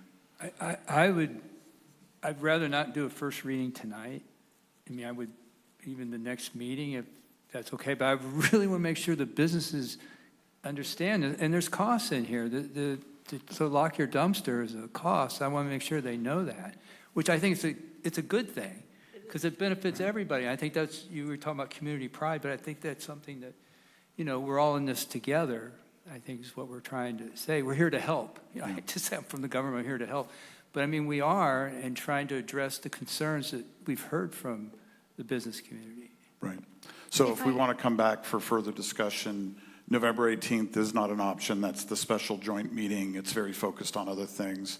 So it'd either be December 2nd or December 16th in this calendar And year. then continue the public hearing? We would continue the public hearing to one of those dates, and we would just need to decide. Yeah. Yeah. So is December 2nd, Karen, for what we're hearing, is we could do that work and bring it back December 2nd without any issue? We could bring it back. I mean, just to be frank, when I go back and I look at this iteration, I know neat and orderly, there's room to add specificity around windows, so that's clear. I'm not hearing any big pivot around key policy. And then in section 080, the very last bullet says, establish and enforce any administrative policies necessary for the implementation and enforcement of this chapter, which to me is the majority of the feedback that I've heard tonight. Yeah. So if we did do another first reading, I don't have terribly new things to introduce. I think that the way that it's written covers the concerns that I heard, with the understanding that after adoption, we're not done, right? There's still education, there's still research around Republic. So yeah, I'm happy to follow any direction, but as your staff at the next public hearing, I won't have substantive changes to share. Yeah, so if we continue this to, let's say, December 2nd, what are we looking for between that? It sounds like continue to notify businesses of the ordinance and some of the implications to them. At that point, we would collect more feedback. We'd continue the public hearing on the 2nd, and then hopefully at that point, put it forward for the first reading.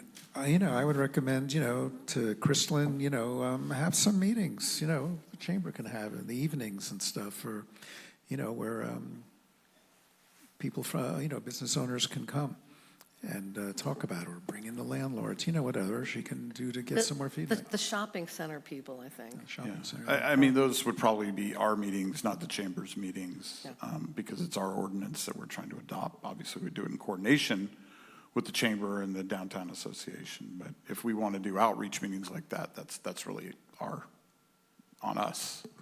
No one else is going to do that for us. That they can't pull together a listening session and looking at No, the they could help us with that, but it would be ours, not theirs. They could collaborate with us on that. Yeah. Okay. All right. So we're looking at continuing to the 2nd. You're looking for some additional outreach and notification to property owners and business operators, and then we'll bring it back on the 2nd for hopefully kind of a wrap-up discussion. Yeah. That would include Joe's input too on being able to enforce, and he's involved also. Oh yeah, the community development's very involved in this process from the beginning. Thank you. And we need a motion and a second and a vote to continue to a date certain to December 2nd. Move that we continue the public hearing on ordinance adding Chapter 7.65 Commercial Vitality Ordinance to the Half Moon Bay Municipal Code to the regular meeting of December 2nd, 2025. Second. All those in favor? Aye. All those against? Motion passed.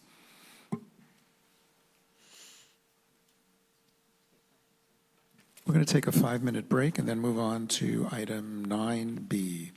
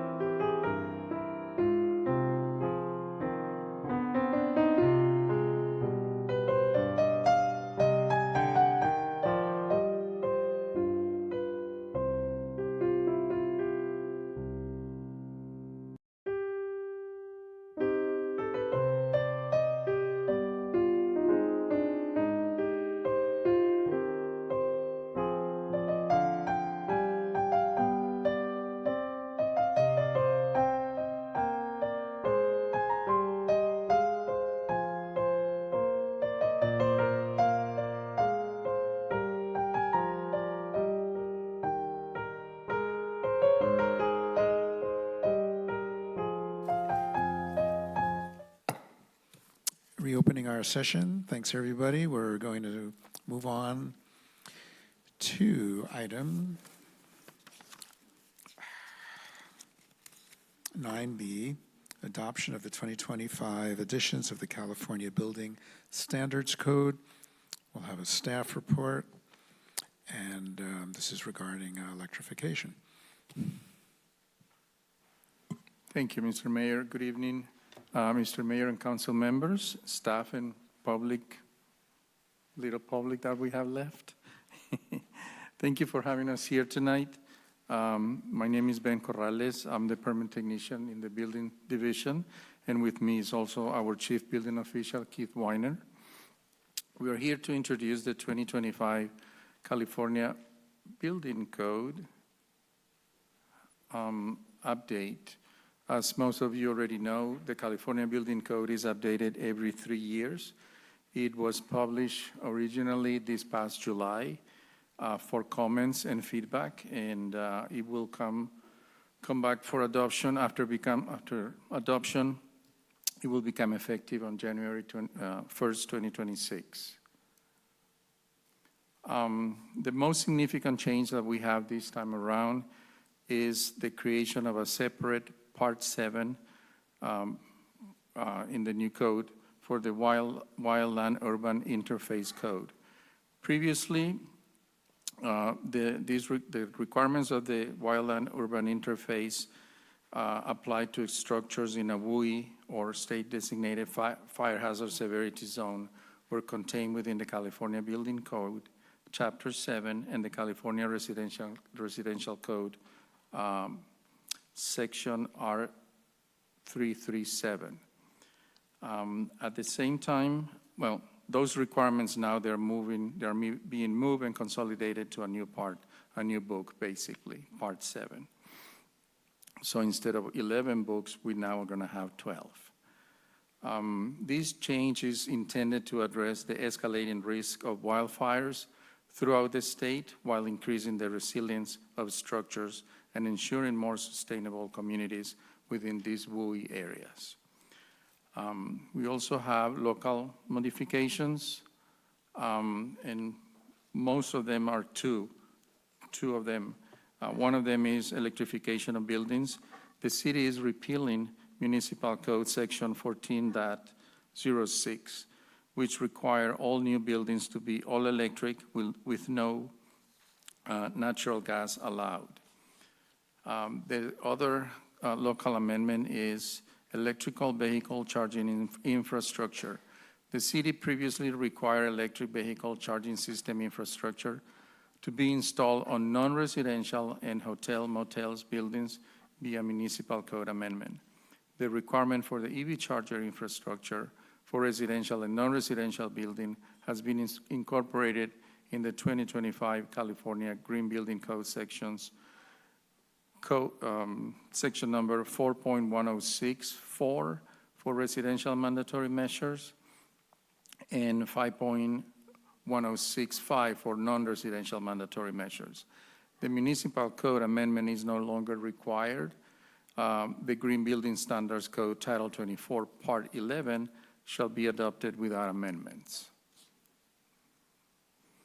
So the recommendations we are asking from City Council is to introduce an ordinance repealing Chapter 14.06 of the Half Moon Bay Municipal Code, electrification of buildings, and repealing and replacing Chapter 1404 of the Half Moon Bay Municipal Code, adopting by reference the 2025 edition of the California Building Standards Code, with local amendments and finding the amendments to be exempt from environmental review under the California Environmental Quality Act, and direct staff to place the ordinance and the attached resolution establishing the need for local modifications to the California Building Standards Code and ratifying the Coastside Fire Protection District's ordinance number 2025-05 on the consent calendar for adoption on November 18th, 2025. In conclusion, staff recommends that City Council introduce an ordinance to adopt the 2025 California Building Standard Code with the local amendments described herein, The second reading will be brought back to council at its next meeting, November 18, along with a resolution determining the need for local modifications to the California Building Standards Code and ratifying the Coastside Fire Protection District Ordinance. The new state codes, as modified by the local modifications, will take effect on January 1st, 2026. Staff will submit the ordinance and resolution making findings of local necessity to the California Building Standards Commission before the ordinance goes into effect as required by Health and Safety Code Section 17958.7. This concludes staff report. Thank you. Do we have clarifying questions? So repealing the following provisions, and I think I'm just referring to the gas, because I remember that was the thing where no more gas appliances, no more gas heaters, and then everybody started switching to different styles of heating and different styles of water heating. So are we saying now we're gonna repeal that and not go forward on that, on the old construction, or is that just for new construction? Well, right now we are suggesting, people to continue to try to move towards electrical. We cannot enforce gas at all. Part of this is because of there was a lawsuit. I don't know if you're familiar. There was correct. So based on that, we have to pretty much repeal everything that has to do with reach codes. I think Berkeley, and this is my personal opinion, went too strong on changing from gas to electrical. We tried to phase it, and if I'm not wrong, it was going to be in 2045 when eventually, we were going to be completely, fully just electrical. And a lot of the permit that I get, some of them are going in that direction by their own choosing. Those who want to continue with gas, yeah, we have to, Like a gas stove is a lot easier if you have the gas already there. Like I was fortunate, Casa Del Mar Homes had electric and gas. So I went electric back 20 years ago. I'm kind of happy because I went that route, especially with solar panels and all that stuff, and the green initiative that we're trying to do. But when you go into a water heater situation, it's a little trickier. It's a little bit cheaper to buy a water heater than it is the new style of heating, for your, what do they call it, on demand.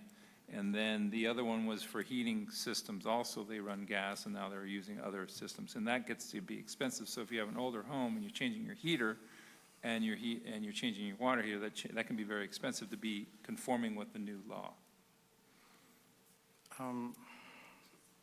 Yeah, please. Oh, the light on that one doesn't work. Microphone work? Press it one more time. There we go. So in the last code cycle, the city decided that they were going to go above and beyond the code and require that new homes be powered solely by electrical power for a new home. But based on the lawsuits that arose, especially in Berkeley, we're no longer able to enforce that code. So the new code, we're removing any local amendment and going back to just the California code, which allows gas or electric. So we can no longer enforce the electrification of buildings, so we'll repeal that amendment.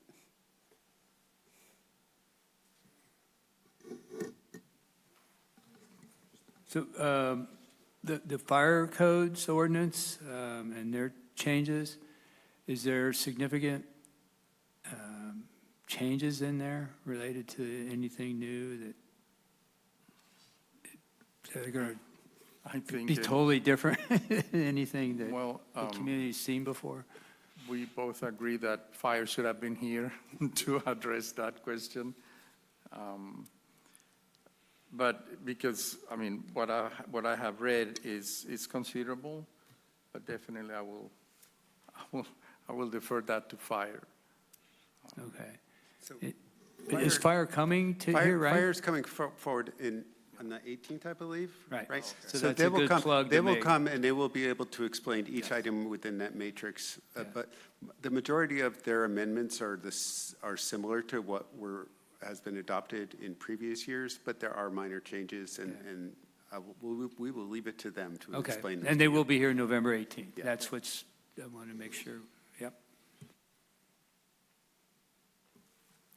I'm not sure you introduced yourself.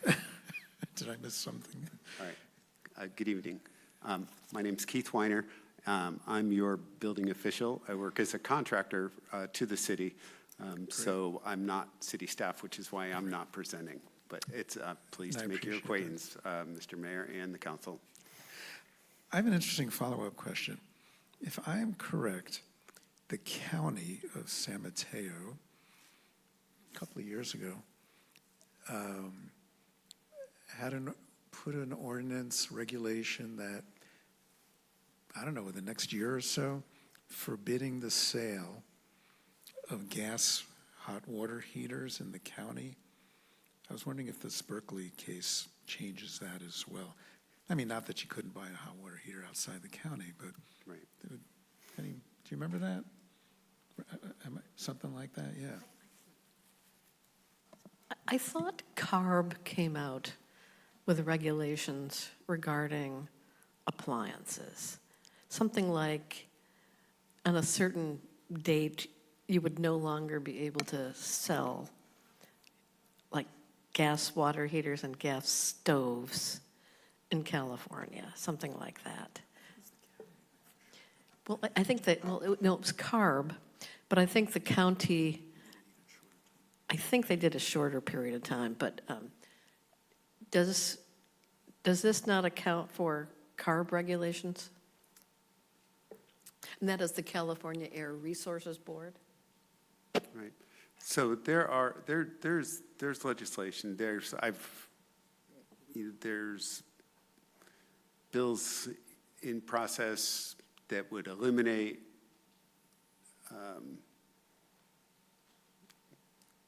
carbon-producing appliances by an X date. And those may very well come to fruition and happen.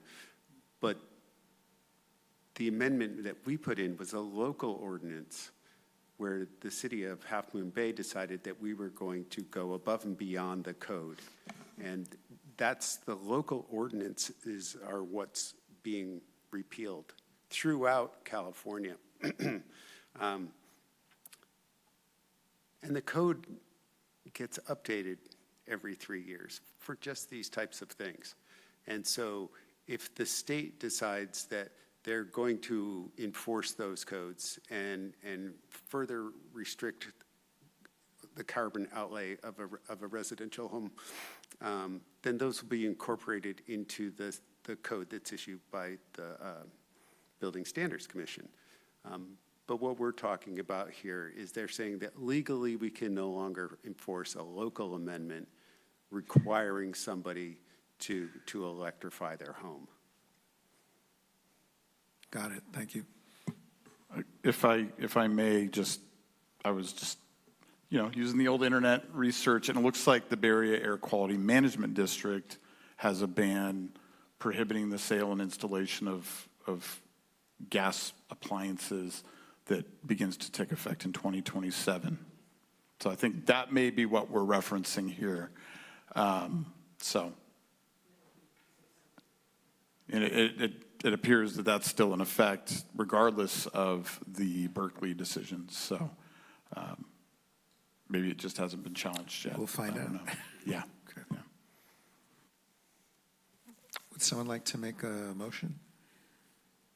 Are we ready? We still need to do a public Mayor Brownstone, could we open the public hearing first?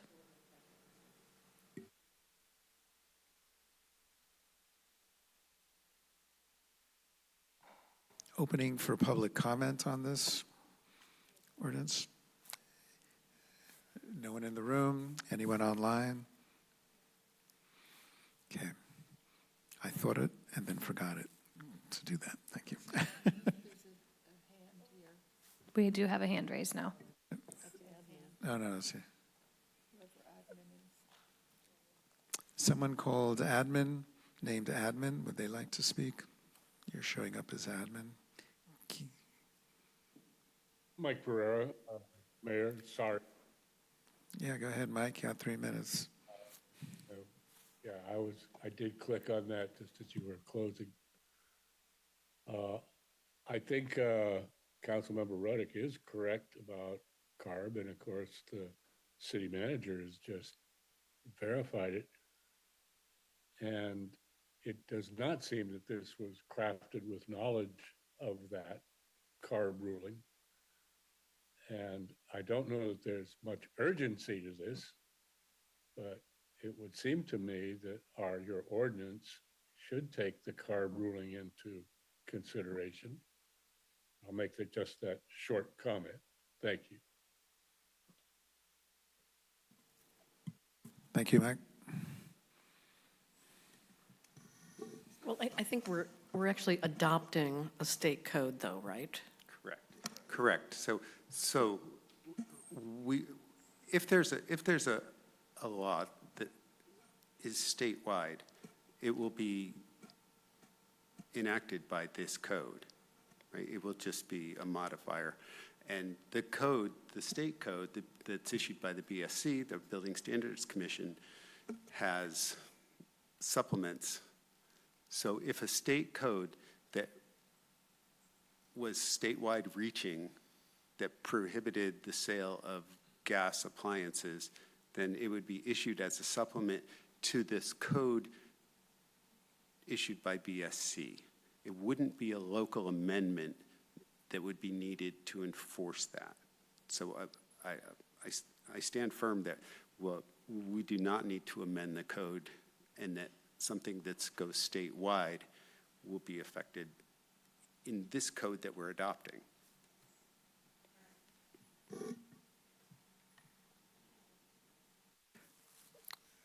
Okay, I move upon You have to close the public hearing. public comments are now closed. Thank you.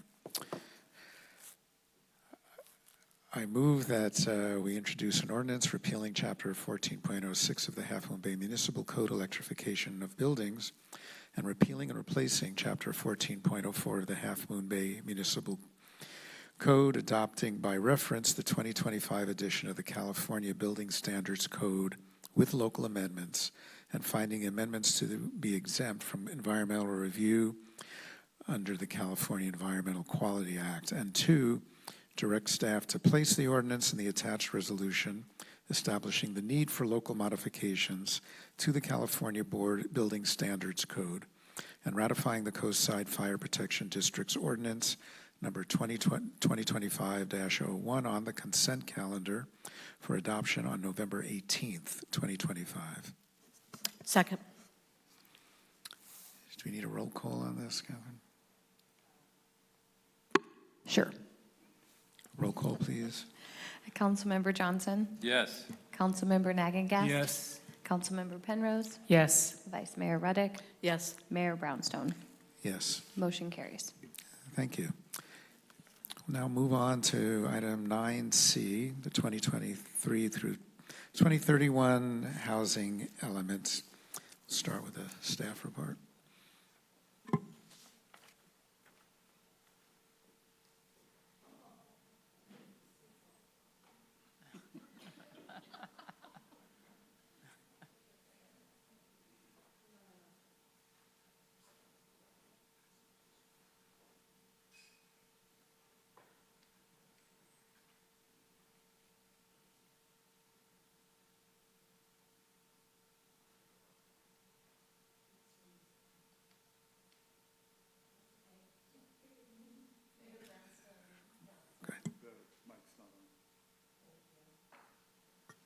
Good evening, Mayor Brownstone and Council.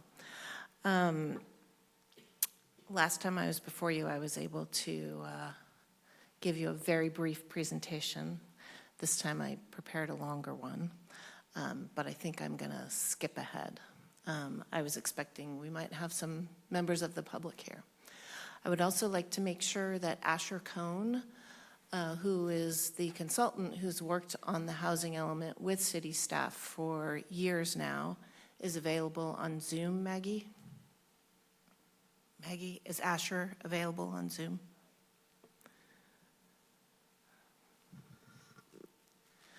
So when we get to the point where you have clarifying questions, there may be some that he's better suited to answer than me. So I'm bringing before you the 5th draft of the housing element.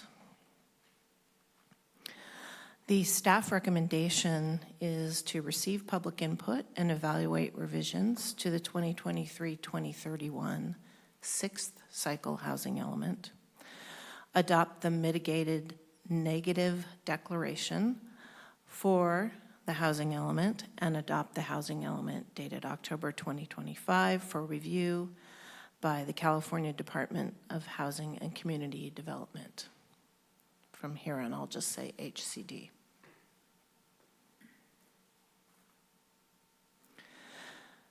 So I have some slides here for background. I think you're all very familiar with what the housing element is and why we're here. I'm going to skip through those. I did want to talk a little bit about the regional housing needs allocation numbers, though. We are required to have 400 and, well, our allocation is 480 units, and they break out as 181 very low income units, 104 low, 54 moderate, and 141 above moderate. And the reason I wanted to talk about this a little bit is because we did get some questions about why we have the number 782 as also as the number of housing sites that we identified. I think Commissioner Johnson wanted clarification on that, and that is because the state requires us to have a buffer of anywhere between 15 and 30% of housing sites, recognizing that even though we identify the number of housing sites for the number of units that the state requires, not all of those will be developed over the course of the 8 years between housing elements. So we have extra sites identified. So that brings us to 782.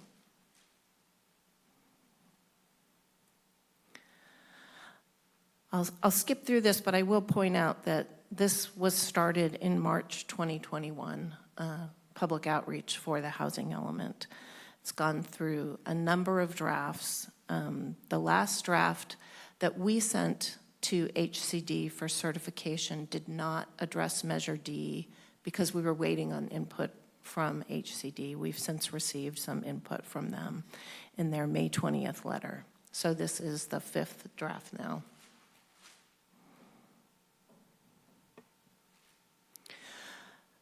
I'll go over some of the requested revisions from HCD in their May 20th letter.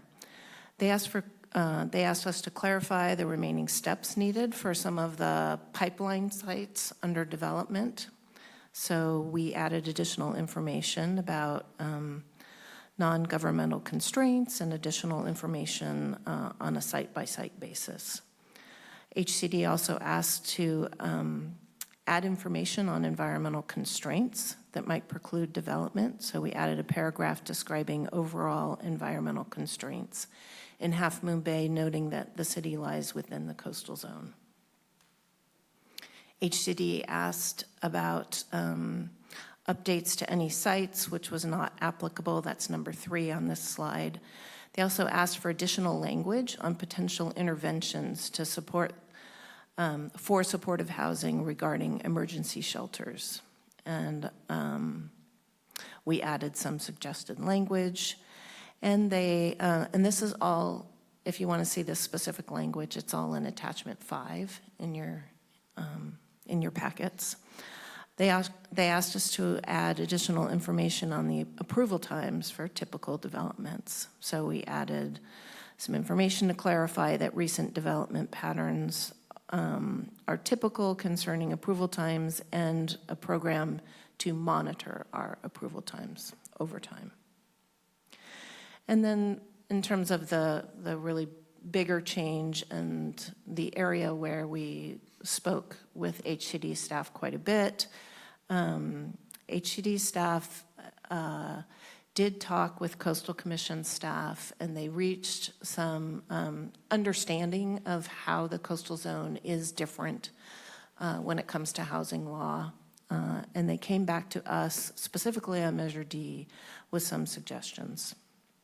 They asked us to update Program 6-8 to provide alternative actions if there's no amendment to the LCLUP. And specifically, they asked for code amendment, which would seek an LCP amendment to revise allocation requirements for ADUs and JDUs to make them a half allocation rather than a full allocation. They also asked that we look at reallocating unused Measure D allocations.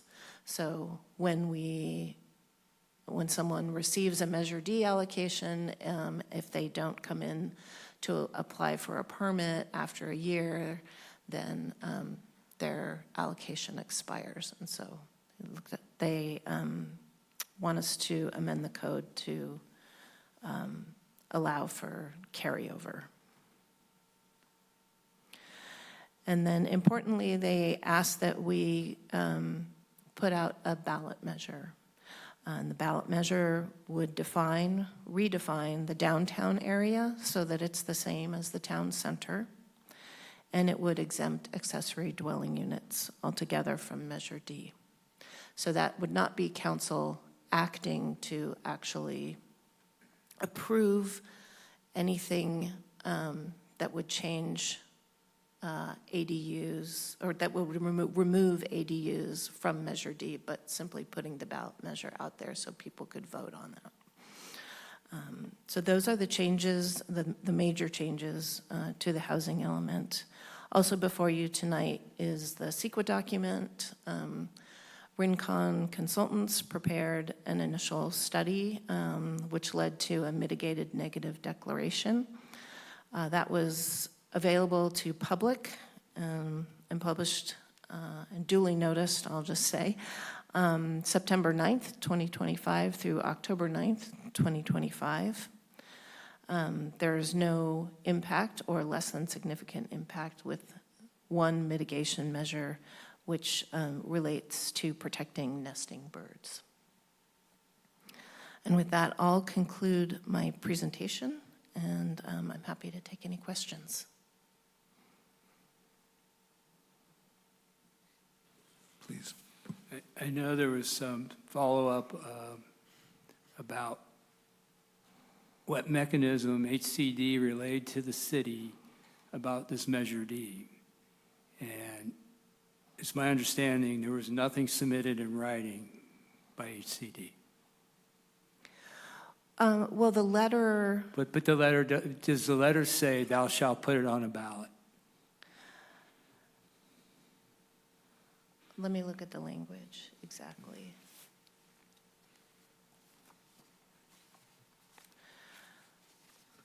I mean, I'm just asking. I know there was verbal discussions, and I don't understand why HCD won't put it in writing to us. Yeah, they want, what the letter said was that they, regarding Program 6-8, they want us to provide alternative actions with discrete timing if an LCP amendment is not pursued to exempt ADU and JDUs from residential dwelling unit allocation limitations. So, so what they're saying here is they want to have ADUs and JDUs exempted from Measure D. They did not say specifically it has to be through a ballot measure. Okay. However, Thank you. given our own legal research, we know that the only way to do that is through a ballot measure. Thank you. And is the church property still, the Catholic church property still an opportunity site? It is an opportunity Okay. site, yeah. Thank you. Thank you.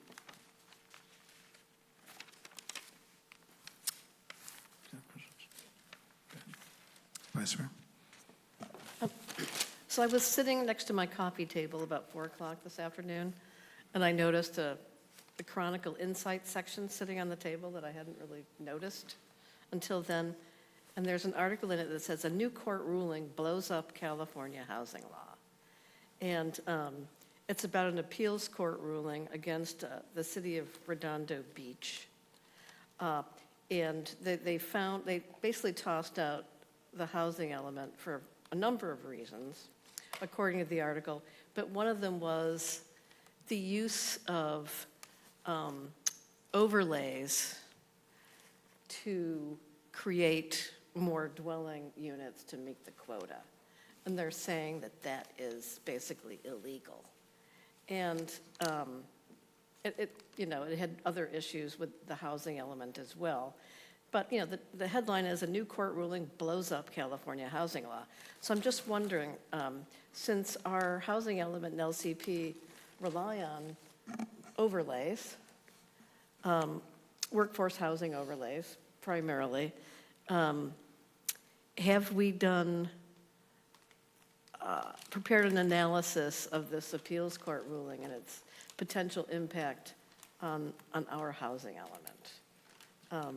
It's basically saying you can't do that, and yet we're doing that. And I'm wondering, should we even, authorize this tonight if we don't understand what the impact of this ruling is on our own housing element? Seems like there's similar issues here. I read that case last week and was surprised by it, given that I think in that case, HCD actually had certified the housing element. Right. And generally, the courts would defer to that. I will say, I have not done that analysis. I don't know, to the extent we rely on overlays versus other mechanisms. I think we've got a much bigger buffer than the Redondo Beach had, and I think Redondo Beach has maybe had a different posture in terms of maybe being a little bit more aggressive in terms of fighting HCD, frankly, than other cities are. So I think, I guess I would, see if Leslie has any additional thoughts about the extent of our use of overlays, but I do believe we've got a pretty sizable buffer, which would insulate us from any sort of, litigation. I think also the other thing is that in Redondo Beach, the opponents of that plan had made were very vocal in their opposition to the plan. So they had a heads up that there was litigation risk and concern about the overlays. I don't think we have a similar situation here. But I guess, Leslie, I don't know if you have anything to add about workforce housing overlays. I'm reluctant to add anything because I don't know anything about the case.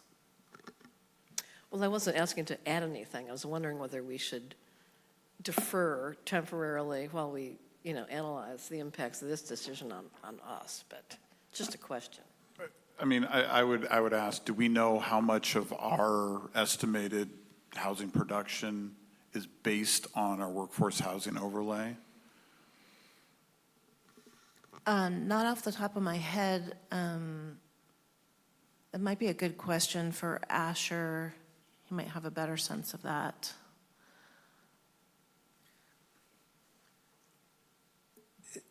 I want to clarify. So in this case, Redondo Beach was suing HCD? No, it was actually an outside group challenging Redondo Beach's housing element.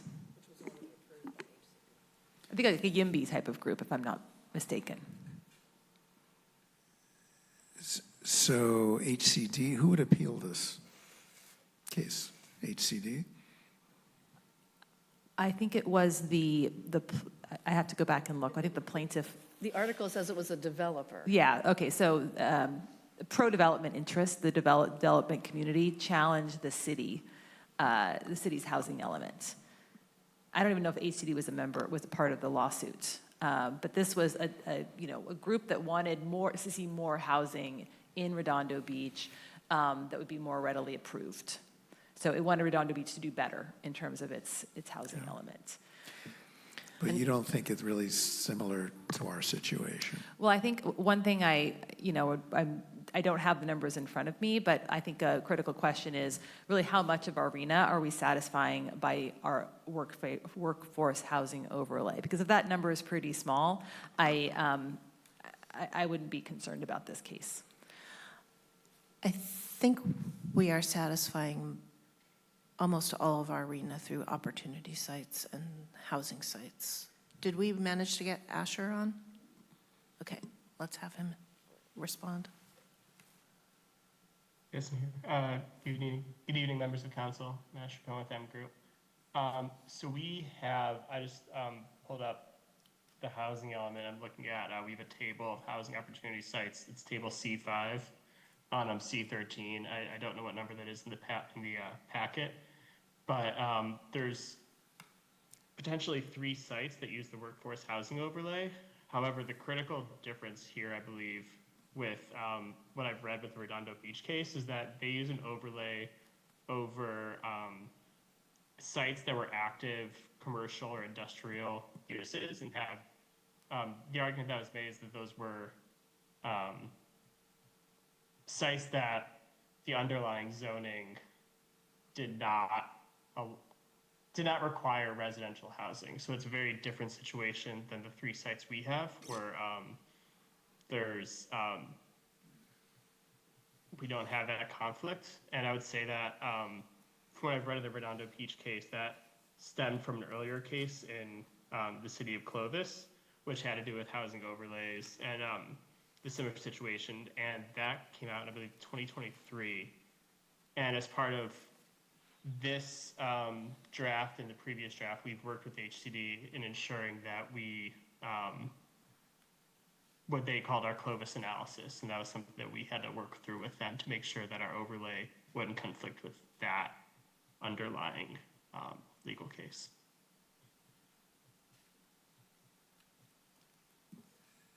Thanks, that's a very helpful distinction in terms of the Redondo Beach case, and thank you for reminding me of that, because I failed to mention that the underlying zoning there was commercial. And so the court was very concerned that this wouldn't actually develop as housing.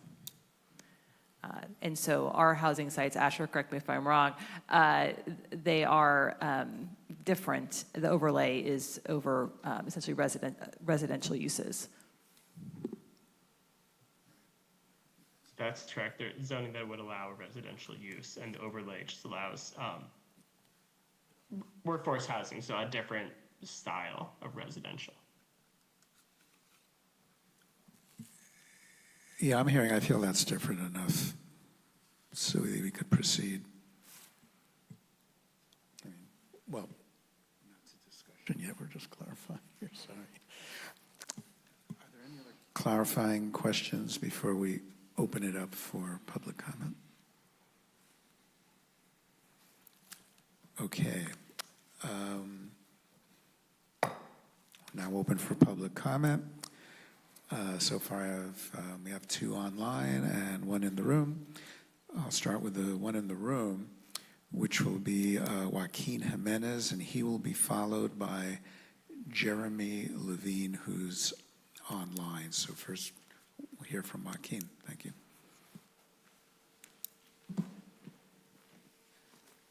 Hello. Good evening one more time. Honorable Mayor, Vice Mayor, council members, city staff, members of the public. So we are in a predicament. Yes, questions. I mean, is the city of Half Moon Bay ready to provide housing by 2031? Right, the RHNA cycle ends on 2031. I mean, we are waiting for housing to be, built here in our community. I don't know if you remember, I do remember March 8th, 2023, there was a Coastal Commission meeting here at the Oceano Hotel. And one of the questions that it was asked to them, how come you're not approving low-income housing development in the coast? The answer was, we don't have any applicants. So they're not denying any development for low-income housing or very low-income housing here in the coast. There are no applicants. What is Half Moon Bay doing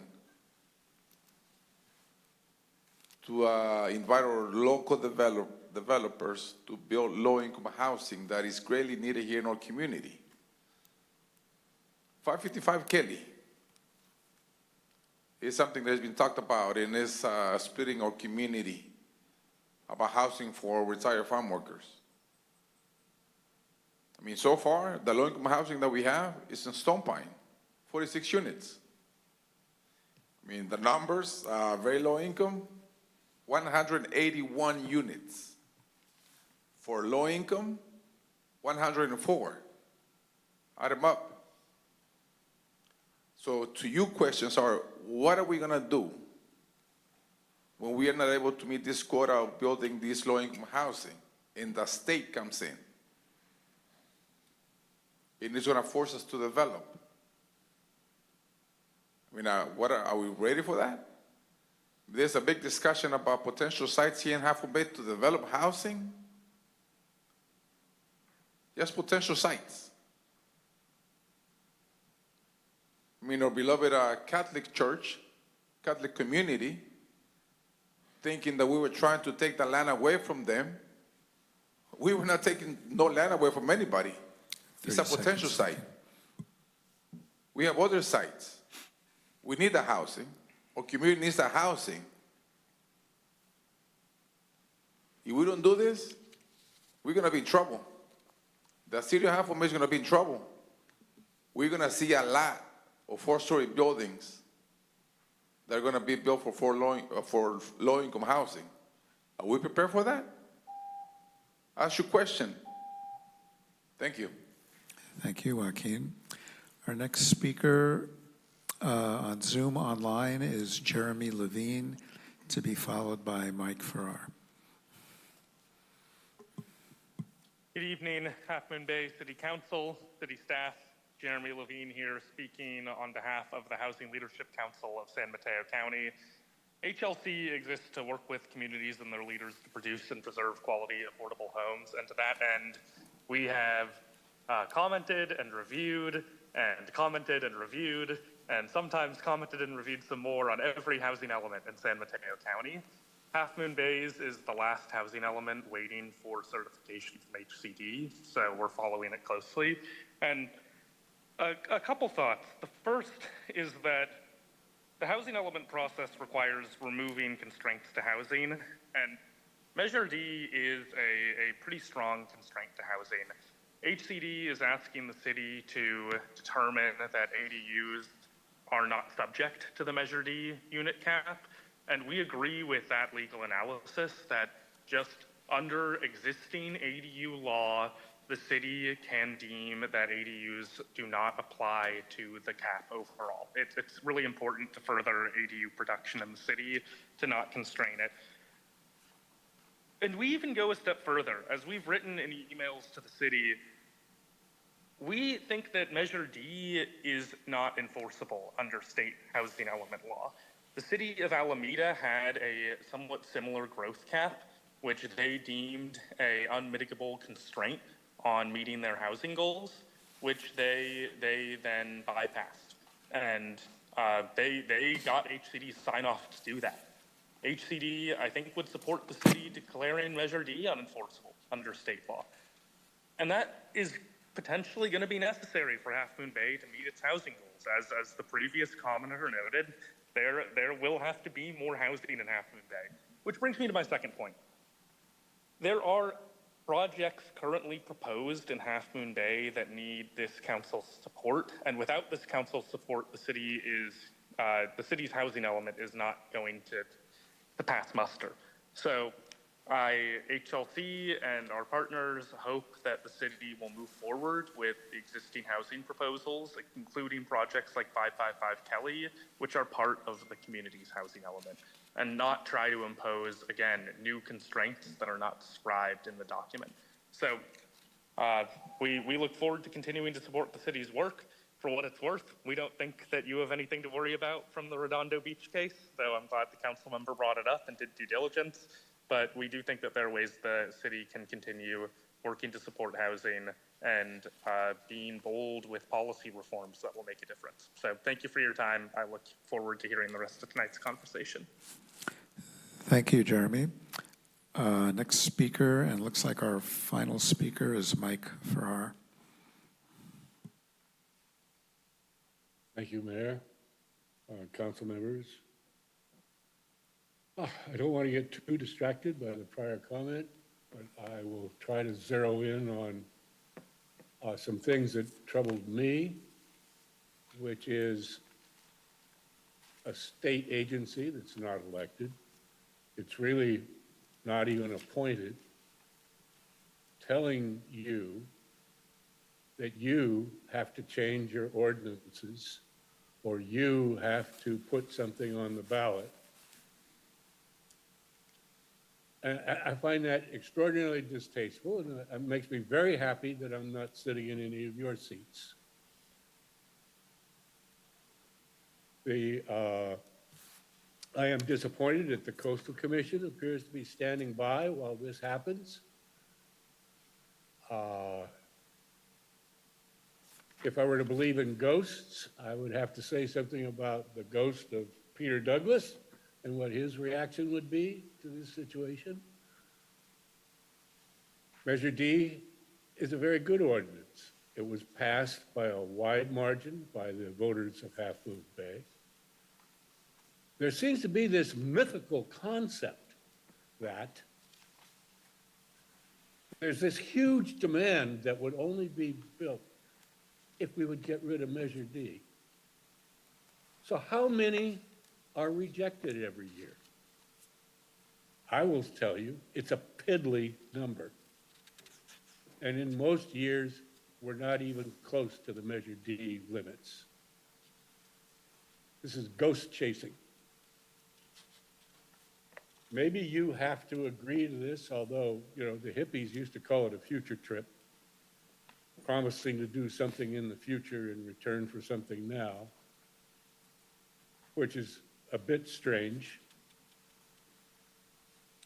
But it's, I guess that's the problem that you're faced with. Put it on the ballot. Some of us are not going to vote for it. Some of us will fight it. And I think that really should be brought to the people. Even the half count should go to the people. Put it up there. Let the people vote. Thank you. Thank you, Mike. That concludes our public session. Thank you, everybody, for contributing your input. Public session closed. Now open for council discussion.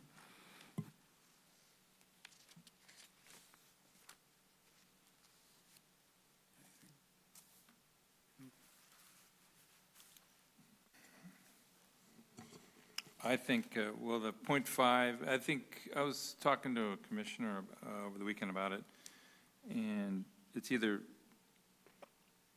no Measure D for ADUs and JADAs, or the 0.5, and it goes to the vote because we're changing Measure D. I think it should go to the vote, but I also am in favor of ADUs, because I think it's, are we doing, oh, sorry. Because I think ADUs are important for our town. I think it's something that I remember back in the day as a planning commissioner, ADUs were not popular and we didn't want them. But the way this housing element's been written with parking was an issue, and they're restricting, or not, they're pulling back on that a little bit. They weren't as popular, and I remember substandard lots we were trying to merge the lots and make bigger homes, and now we're saying smaller homes, so we're trying to make them more affordable. And so I'm in favor of the ADUs. I'm in favor of going to the vote so that we can get people's input on this. But I also think we have to have like another option too if it doesn't pass in a vote. Isn't that true? In there somewhere it was written. Yeah, if the ballot measure didn't pass, they would ask that we explore other avenues. It's not clear what those other avenues are.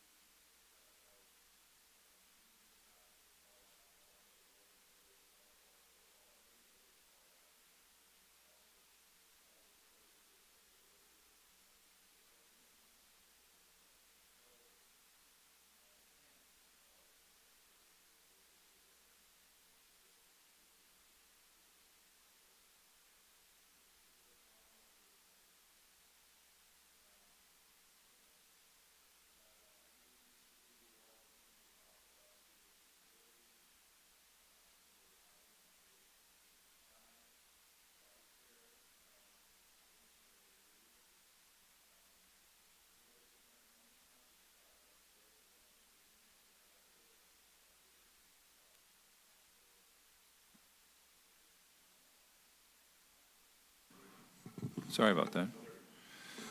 Let me move this. So I don't think the homeless count was correct on page 260, because we got data today, if I'm not mistaken, how many people we have, because in the report it says a certain amount, but it doesn't match. Yeah, I can, if it's okay to address that. The homeless count, the official number comes through a biannual process. The data you heard today is an informal process that is only within San Mateo County and is done through the service providers. So they're different, they're similar comparable data points, but they're collected in different ways. And so there's a consistency here that's important for this particular item. So what we heard today is boots on the ground, something going on. The number that's referenced here is a more consistent approach that happens every other year. And that count will be re-upped in January. But we won't have that data till late next year.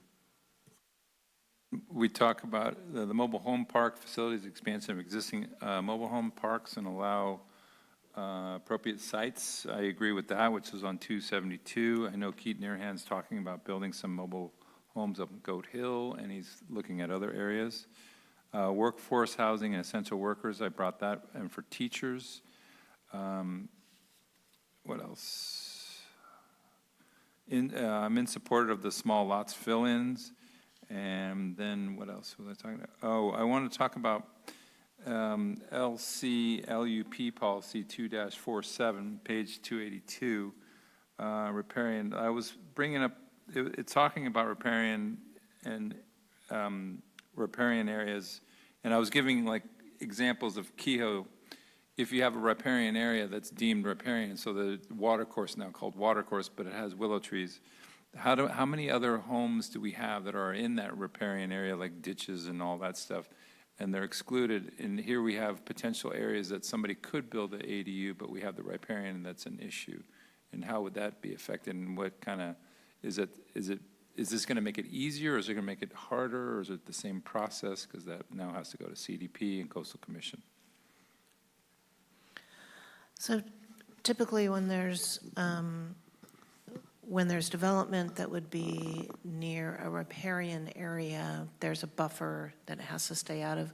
If the lot is such that they can't completely stay out of the buffer, they move as far away as they can, and there are other smaller buffers that you put in place in that case. What if the property already had a mitigated measure that it was built out at some point with a mitigated measure like a frog wall? Could you add an ADU in that area then afterwards, since it's already been mitigated? I'm sorry, say that again? If you've added into your home, let's say 20 years ago, and you went into the riparian area or the buffer area, but there was a mitigation that you did, like for instance a frog wall, and it was approved by Fish and Game and all that stuff, would you have to go through that whole process again to add an ADU? I can't say off the top of my head what the process would be in that kind of very specific situation. But I would say that if the ADU is going to impact habitat, then that would take it out of the realm of an administrative coastal development permit. Okay. And then so the traffic conditions are level F, as called out on 284. And that's, so they're saying on the mitigated deck, whatever it was, that's not going to change. The traffic will always be F. I mean, we're not going to, even though we're growing, it's just going to always stay at the same level because we don't have any really course of action to change the traffic. Is that correct? Yeah. And you answered the question on the 480 units versus 782. It's just that there's a buffer incorporated inside there. It's just so they go bigger and they think outside.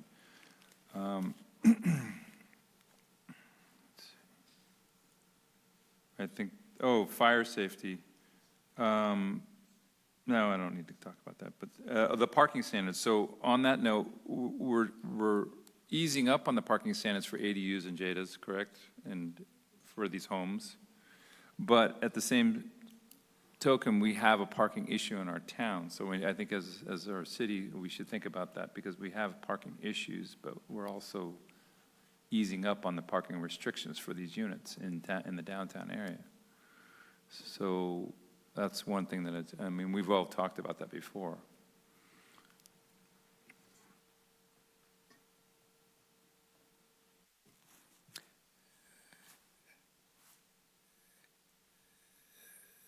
Are there any more?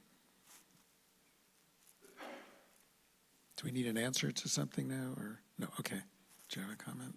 Yeah, go ahead.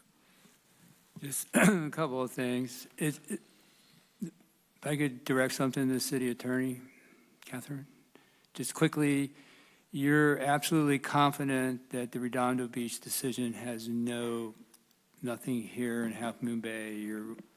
We're okay. Yeah, thank you for bringing it up again. I actually had a chance to pull up the case because I was going by memory because I read it last week and hadn't refreshed on it. So just to summarize the facts of that case, I do think it's distinguishable, but just to better explain why.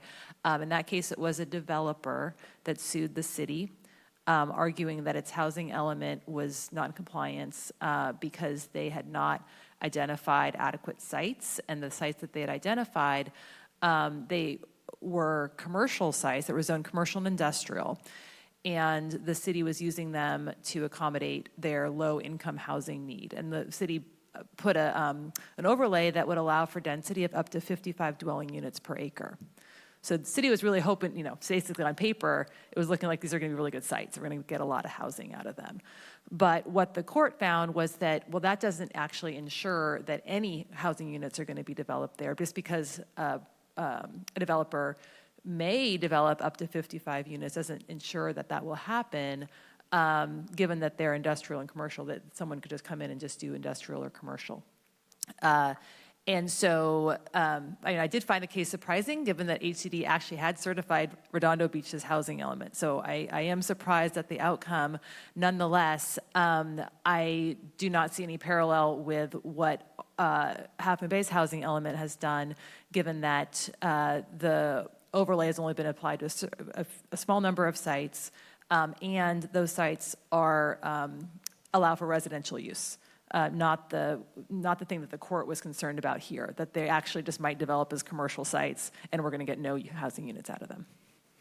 So we don't have, our workforce overlays are on residentially zoned parcels. Correct. And I think our consultant could give a little more details about the specific sites, but yes, that's correct. That's a major distinguishing factor. Okay, and then I still, I can't comprehend why HCD is demanding us to put something on the ballot. HCD doesn't have any right to command us to do anything. Okay. Including put anything on the ballot. Thank you. I just want to say, there is a workforce overlay over Shoreline Station, is there not? And the public facilities in Shoreline Station. 10 units, workforce overlay.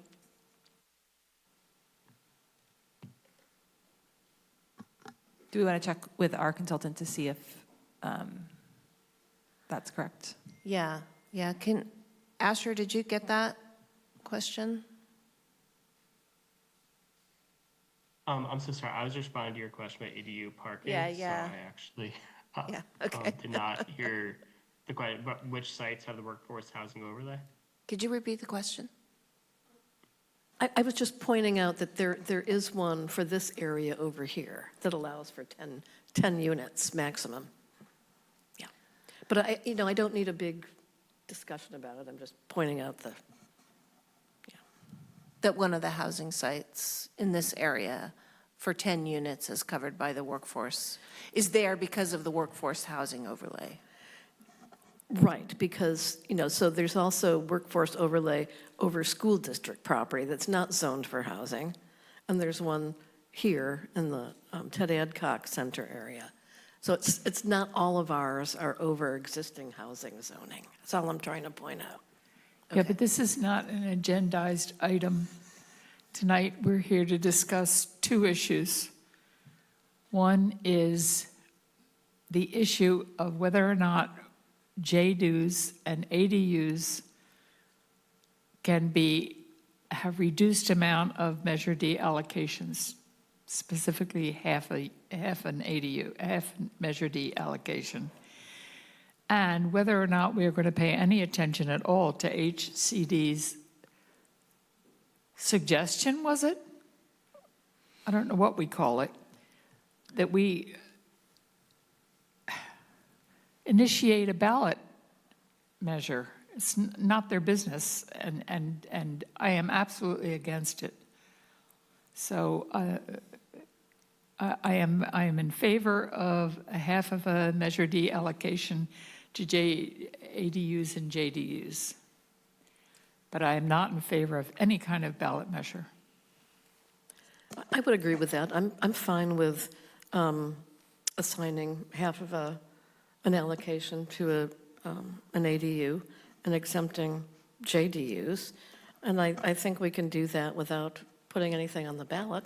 I'd say we just do it, and if we're challenged, do something different. But yeah, I'm not going to agree to put it on the ballot at this point, but I will agree to look for ways to accommodate them. And if that means assigning a lesser amount of Measure D, I'm good with that, or exempting JDUs, I'm good with that.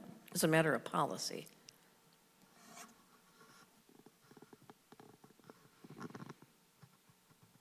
And I think looking at a rollover, if we have, unused, we give people Measure Ds, year goes by, they don't use them, we take them back, we roll them over, allow the carryover. That creates more Measure Ds and more development. And I don't think we have to go to the ballot to do that. Can we agree to that at this hearing? Okay. I mean, I'm just asking a question. Well, I think what we're saying is, sure, let's approve this tonight, but take out any mention that we're going to put anything on the ballot. That we're going to process, we're going to, work on assigning a half an allocation, exempting JDUs, and looking at rollovers. And I'm willing to have that in the housing element and approve that with that language. Just don't include a sentence saying, we agree to put anything on the ballot. I don't think it's necessary yet. So according to staff, does this meet what HCD wants? It's just we don't have to do it with a ballot initiative. So what HCD asked us for was first the code amendments to be followed by the ballot measure in 2028. So the code amendments would get us to a half a unit more quickly because we wouldn't be able to do a ballot measure until 2028. And then the ballot measure would remove ADUs from Measure D altogether. And that's really where HCD wants to go. They want ADUs out of Measure D. And by 2028, we're already going to be in the next cycle, the next arena cycle. And then, we'll be working with HCD on an update. So, at that point, we've been unsuccessful exempting these by a matter of policy, then we can deal with it. But I don't think I don't want any language committing to a ballot measure.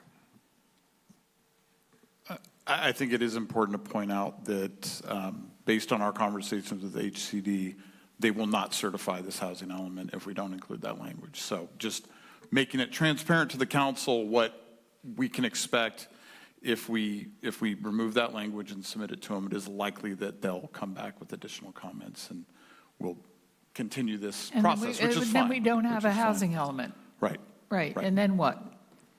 Well, We don't know, have a housing element. Yeah, we've talked about the risks and the consequences, but that's, I'm willing to take the risk. Right. I am unwilling to have them tell us something as outrageous as having us tell us to put something on the ballot. That's not their business.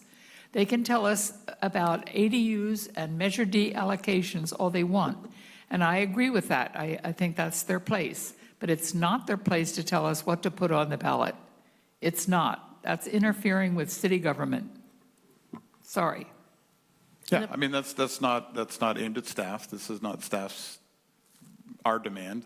It's an HCD demand, and I just wanted to make sure we were clear that the likely consequence is it will not be certified, and we'll be continuing to work with HCD on this going forward. So, Well, just tell them that we're going to do this without including any language about a ballot measure. So this is kind of a trust issue here. We want to say we'll do this by policy. That's the policy we'll establish. And we don't need to have a ballot initiative, that'll be our policy. And don't expect that policy to be reversed. And talk that through with HCD. Now, you asked what's the consequence of not having an approved housing element opens up the whole builder's remedy issue, right? So builders can come in and start building all kinds of things without any restrictions, all kinds of heights, et cetera. So that's always been the risk of not having an approved housing element. So that's what we're balancing here. If somebody wants to put changes to Measure D in the ballot, citizens can gather, petitions and signatures and put it on the ballot. Doesn't have to be the council.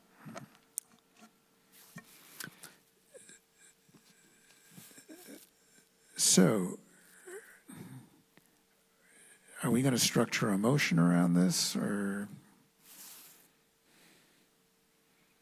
do we say we want to adopt something here excluding the requirement to have a ballot initiative, that we agree to not include ADUs? We don't mention the ballot at all. Well, We want to make changes to our policy about ADUs and JDUs and Measure D allocations and leave it at that. I'll forget about the rollover. well, that doesn't really address. well, maybe I can comment on that. The current draft of the housing element that we've submitted for your consideration includes language about a ballot measure. So I think what the mayor is asking is if you want to make a motion adopting the draft of the housing element that we presented to you today, but before we submit it to HCD, we remove those references. That's what he's pointing out. Is that? Okay. Yeah. Great. So moved. I'm like, how to phrase exactly. What's the phrasing of that?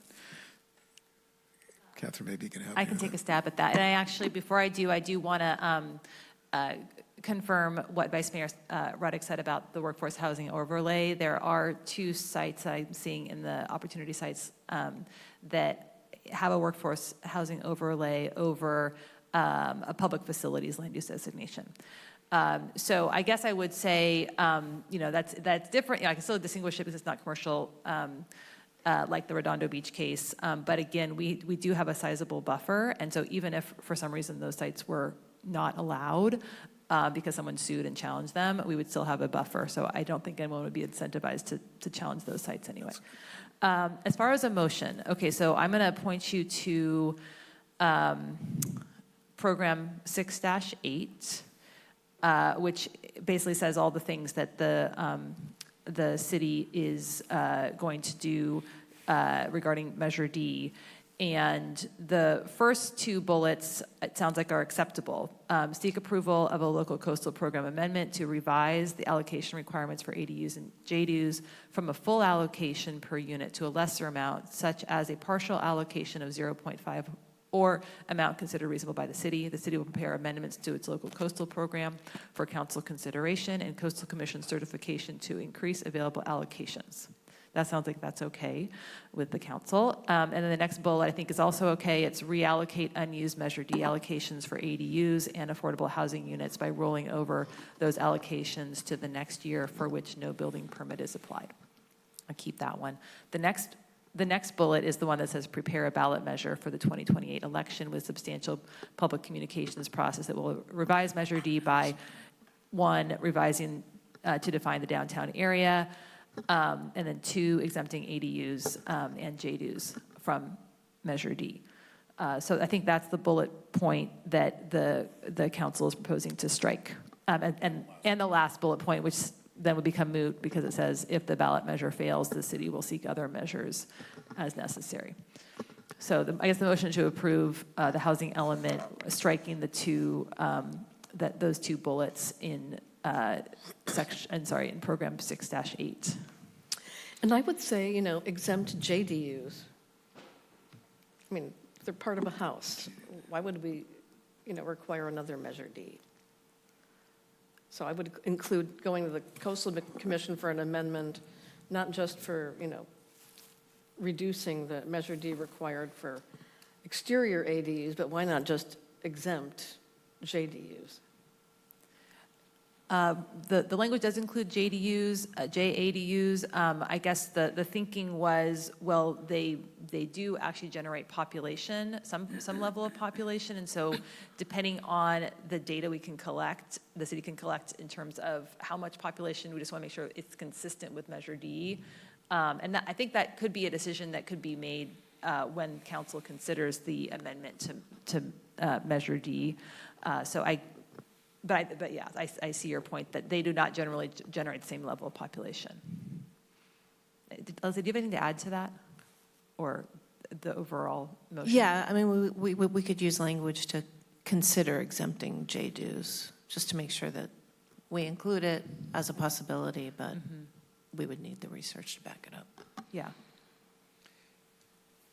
I would put that language in because it, it looks committed on our part. Right. So that would go in the first bullet to consider exempting JDUs.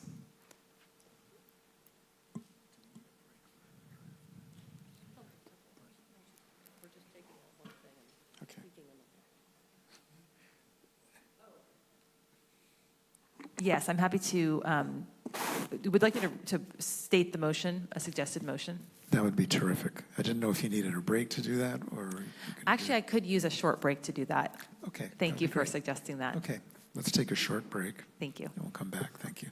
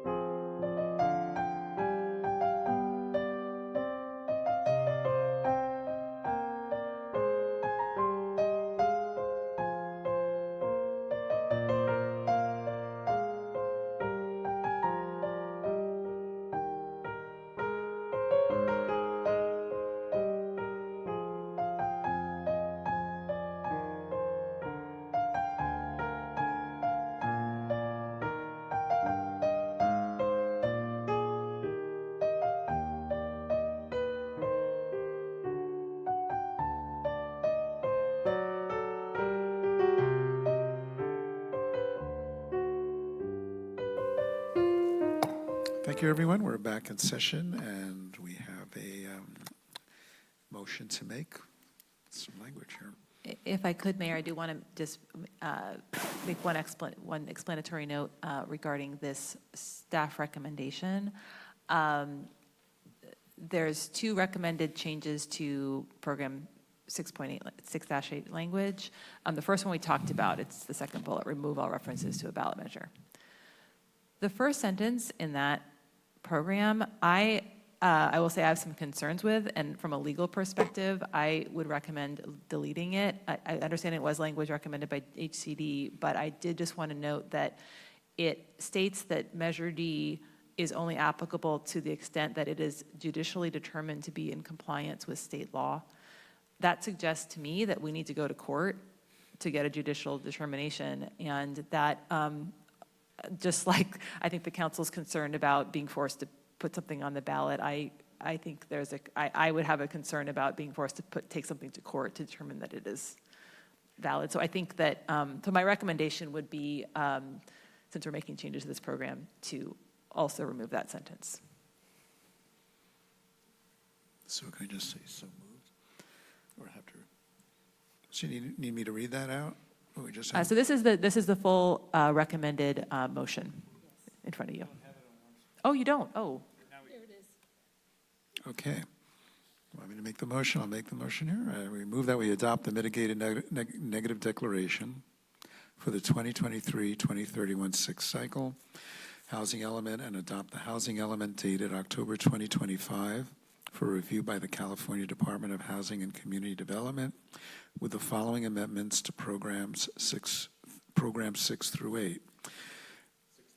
6-8, sorry. Remove the sentence Measure D, as currently enforced through Section 8 of the measure, is only applicable to the extent that it is judicially determined to be in compliance with state law, and remove all references to a ballot measure. Second. Can we have a roll call, please? Councilmember Johnson? Yes. Councilmember Nagengast? No. Councilmember Penrose? Yes. Vice Mayor Ruddick? Yes. Mayor Brownstone? Yes. Motion carries. Thank you, everybody. Moving on, we will now have a financial report for the quarter ended on September 30th, 2025. And thank you, Ken. We'll deliver our...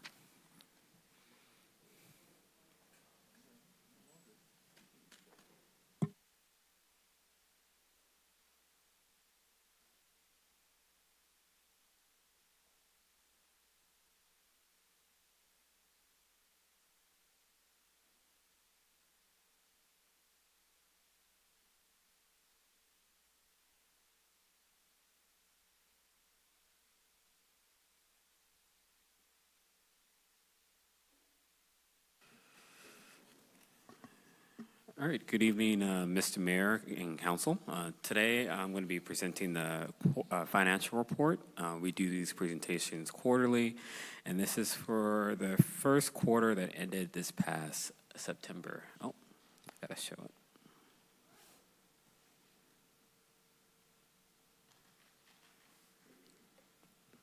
Oh. There we go. So starting with revenues, we have our major revenues with a comparison to the prior budget based on percentage. Starting with the first one, transient occupancy tax or TOT tax. We had budgeted $8.6 million and we've received about $900K. That's about 11% of budget, and compared to last year during this time, it was 9%. So it's a little early to conclude definitively, but so far it's performing a bit better than anticipated. And I have more information on the next slide. But generally, for the past 6 months have been positive for us in this category. Property taxes, we've received, we budgeted about 3.7. We've received about $700K. This is a bit of an outlier for us. The $700K is a late payment that was due to us from the prior year. So there is a portion of property taxes called a vehicle in lieu fee. that is, these are fees that are, there's a point of contention between cities and the state regarding these funds. This was owed to us last year. The state was a bit late in committing to and sending this payment, but it arrived in this past August. Outside of this outlier, we haven't received much property taxes yet, but that is expected. We get the majority of our property taxes in December and in April. Sales and use tax, we budgeted 4.9. We received about 380K. That does include Measure R, which went into effect back in April, our sales tax increase. About 120 of that is Measure R monies. Between the two, we received about 8% of our budget. It's a little early to tell, but so far it's trending as anticipated. Other revenues, we budgeted about 6.4. We received about 500K. Now, this category contains everything else and a lot of different things. So benchmarking is not really a one-to-one thing. But the reason why it's a little bit less than it was in the prior year is because of grants. We no longer are getting a CARES grant, so that's kind of reflective in that number. But overall, we can't really draw a conclusion of not if we're going to hit these numbers, but we will know more at the mid-year point. Overall, we have received $2.5 million in revenues, or about 11% of budget. Still early to tell, but revenues generally look promising. Now for TOT specifically, this chart is of our revenues by month for the past 6 months. The darker teal columns is for this year, and the gray columns are for the year prior. As you can see, month over month, we have been performing better than the prior year. And the past few years, TOT was sliding down, but recently is starting to pick up in what appears to be moving in the right direction. We don't know if it will hold, but if we just do what we did last year, we could hit our budget number. On the expenditure side, we are looking good. Because expenditures are a bit more timely and regular, our benchmark is 25%, which we're underneath that. We are at about 9% of what we budgeted for. Now, this finance update does include a budget amendment request for council for consideration. It is $30,000. This was a budget line item that I intended to include with the original budget adoption back in June. It was a bit of a late revision that didn't quite make it. But during this review and update process, I noticed the omission and just kind of wanted to work it back in officially into the budget. It's $30K is for the planning collaborative, which is work to update the safety element.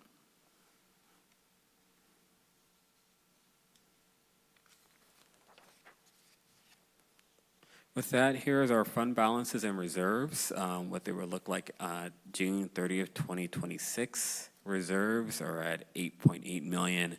And because we ended last year better than what we expected, we're estimating about $3.2 million in unassigned funds. It's quite a bit, but we don't recommend assigning these funds at least until mid-year, preferably through our actual annual budget process when we have more data on revenues. Since our reserves are underfunded, we're at 36%. Our target is 50%.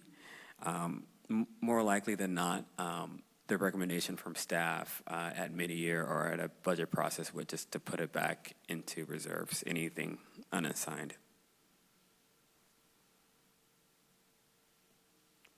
Then finally, our last topic is something called carry forwards. So this is a term. Carry forward funds are monies that roll over from one fiscal year to the other. And what happens is, and this is because we have capital projects and other multi-year projects that go across multiple fiscal years, but our budgets are 1 year at a time. So we have to roll them over or carry them forward. During the budgeting process and due to the timing, we can't, we have to estimate what's going to roll over, but we don't know that number until after the budget has been approved. So now that we have our final numbers from last year, the recommendation included into tonight is just to make those adjustments to reconcile those funds, just to true it up and roll over and adjust based on what actually happened. The summary of the projects is below. We have about $44 million. That's the total project budgets, and we've spent thus far almost $20 million, leaving a remaining budget of about almost $25 million. That's mostly, I would say 90% in capital projects, but we do have a handful of special initiatives or special projects. And that is included in attachment 2 of the, in the agenda packet. Overall, I got a bit of a wordy recommendation for council. Accept the financial report for the quarter ended on September 30th, 2025, and authorize the Administrative Services Director to make budgetary entries to, 1, include a $30,000 budget adjustment to the Community Development Department's Planning Collaborative, and 2, incorporate previously approved carry-forward funds related to capital improvement projects and other multi-year initiatives. With that, I'm happy to answer any questions, and that's all I have for council tonight. Thank you for the updated report, Ken. Appreciate that. Council members, do you have any questions? Start with Patrick. Ken, what was the, because I think you told us at one time when I was just starting off, what's the reserves that you like to see, or maybe Matthew told me, and what are we at right now? What's the average? There was a magic number you guys told me. We like to see this. So there is a organization called GFOA, which is a national-wide organization that kind of dictates best practices for municipalities, and their number is 16%. Because our town relies heavily on TOT, council approved a policy of 50%. And currently, we're at 36%. Okay. And maybe to clarify a little bit, we have 2 different types of reserves. We have our general reserves, and that's really what the 16% represents. In our case, we have a policy that says 30%, and it's 30% of our annual budget. So whatever our annual budget is, 30% of that amount needs to be set aside in our operating reserves. And those are the reserves that are really there for dire emergencies. There's some major crisis and we just don't have money coming in, and that's the only time we would spend that money. In 2019, the council also adopted what we call an economic uncertainty reserve at 20%, which was to smooth us through challenging times such as what we've been going through here. And that's what takes our reserves to 50%. So our reserve policy is significantly higher than other cities. But we think it's important because I think with the smaller budget and our reliance on tourism, a little more volatile. So the goal would be to get back to that 50% reserve amount, 30% fully funded for operating, 20% for economic uncertainty reserves. It was 36 or 32, right? 36. 36. Yeah. So amazingly, in 2019, the year before COVID, when all our TOT disappeared, we had this incredible reserve. So I'm just saying. And now we're getting back to fully funding it. So quite the accomplishment, especially compared to a lot of other cities in the county. So thanks. Thanks for the question. Paul, did you have any questions? Did you have any questions? Would someone like, I can make the motion. Someone like to make the motion? I'll make it back up in the screen. It's not, oh. And just to confirm, we don't have any public comments, both in person or online. Okay. Public session, comments open.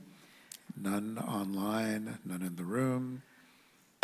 Thank you. Public comments closed. Sorry. Thank you. Okay, I move that we accept the financial report, for the quarter ended on September 30, 2025, and authorize the Administrative Services Director to make budgetary entries to: 1, include a $30,000 budget adjustment for the Community Development Department's Planning Collaborative, and 2, incorporate previously approved carry-forward funds related to capital improvement projects and other multi-year initiatives. Second. We'll take a roll call since we have some spending there. Councilmember Johnson? Yes. Councilmember Nagengast? Yes. Councilmember Penrose? Yes. Vice Mayor Reddick? Yes. Mayor Brownstone? Yes, Motion carries. thank you. We'll now move on to item 10B, minimum wage agreement with the County of San Mateo. Have a quick staff report.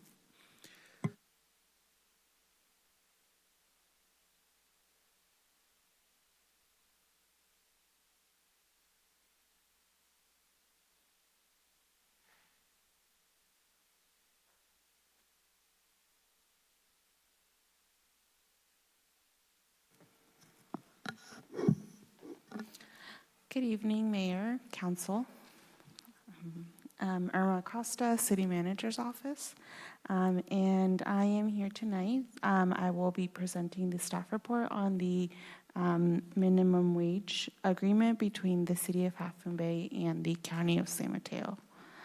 My presentation will outline the background of our local minimum wage ordinance, the role of the county's Office of Labor Standards and Enforcement, and the benefits of the partnership.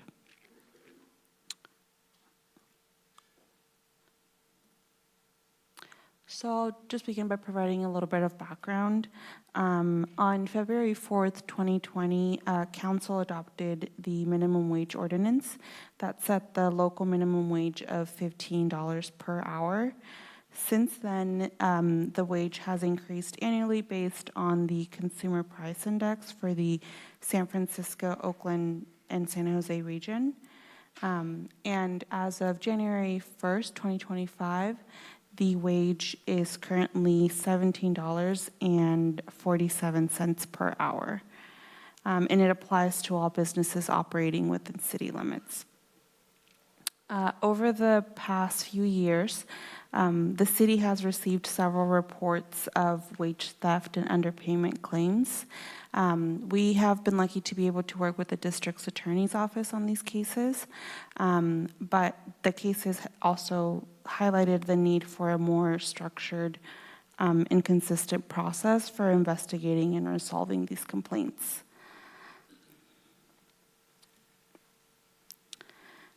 In 2025, the County of San Mateo established the Office of Labor Standards and Enforcement, also referred as OLSE, and their mission is to implement and enforce the county's own minimum wage ordinance, as well as provide education, outreach, and investigative services related to local labor standards.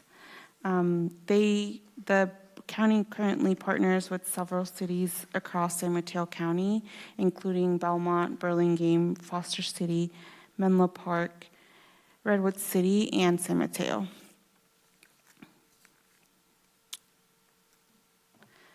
The proposed agreement would formally establish a partnership between the city and the County of San Mateo. Under the agreement, the county will receive and investigate complaints of possible violations of the city's minimum wage ordinance. And when appropriate, they will issue formal findings and a notice of violation to the employer. If the employer fails to comply after receiving the notice, the case will be referred back to the city for enforcement. They will also provide biannual reports summarizing complaint activity, investigated outcomes, and enforcement trends, and will meet regularly with city staff to ensure coordination. The initial term of the agreement runs from December 1st, 2025 through June 30th, 2026 at a cost of $5,833. And if the agreement is renewed, it would continue on an annual basis of $10,000 per year. adjusted annually by the Consumer Price Index for wage earners.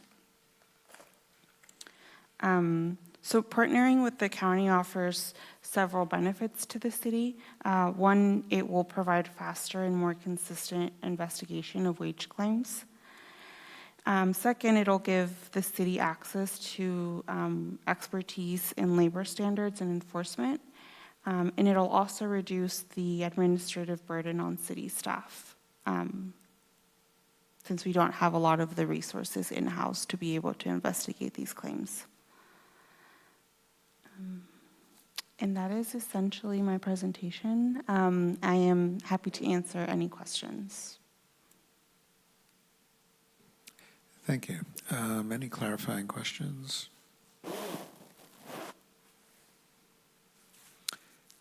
No clarifying questions. I'd like to open it up for public comment.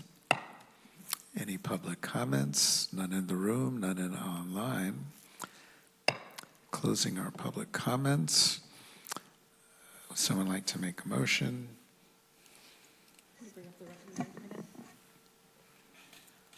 Do you want me to read it? Can you bring the recommendation up on the screen? It should be on there, yeah. Oh, okay. No, I just want to say that I think this is great. Anything that will take the load off of staff to investigate things that are very difficult to investigate is a great idea. So it looks like it's a win-win. Yeah. I move that we authorize the city manager to execute an agreement with the County of San Mateo for investigative services related to enforcement of the city's minimum wage ordinance through the County of San Mateo Office of Labor Standards and Enforcement. Second. We'll do a roll call just for the heck of it. Councilmember Johnson? Yes. Councilmember Nagangas? Yes. Councilmember Penrose? Yes. Vice Mayor Reddick? Yes. Mayor Brownstone? Yes. Motion carries. Thank you. Moving on to commission committee updates. We don't have any updates tonight. The only thing I'll share is our Recreation Commission meetings are normally the fourth Tuesday of each month, or Wednesday of each month, sorry.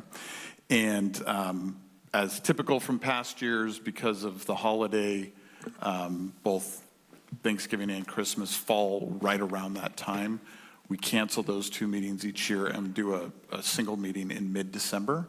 So the next meeting won't be until mid-December for the Recreation Commission, in case anybody's looking for that. Great, thank you. Let's see, for future discussion, just a reminder from last time, we're going to look into health insurance, I believe, right? So I just want to remind us. Staff's already initiated that work, and we'll bring something back in December. Yeah, great. Any other? Yeah. It would be great if sometime soon we could have just an update on the planning around Carter Park and fundraising and the process and all that stuff. Sure, happy to bring that forward. Yeah. Yep. Wait, try a second. Is that? To the mayor? Maybe that could just be a city manager update rather than an agenda item. Yeah. Okay. Thank you. Any city council reports? Yeah, please.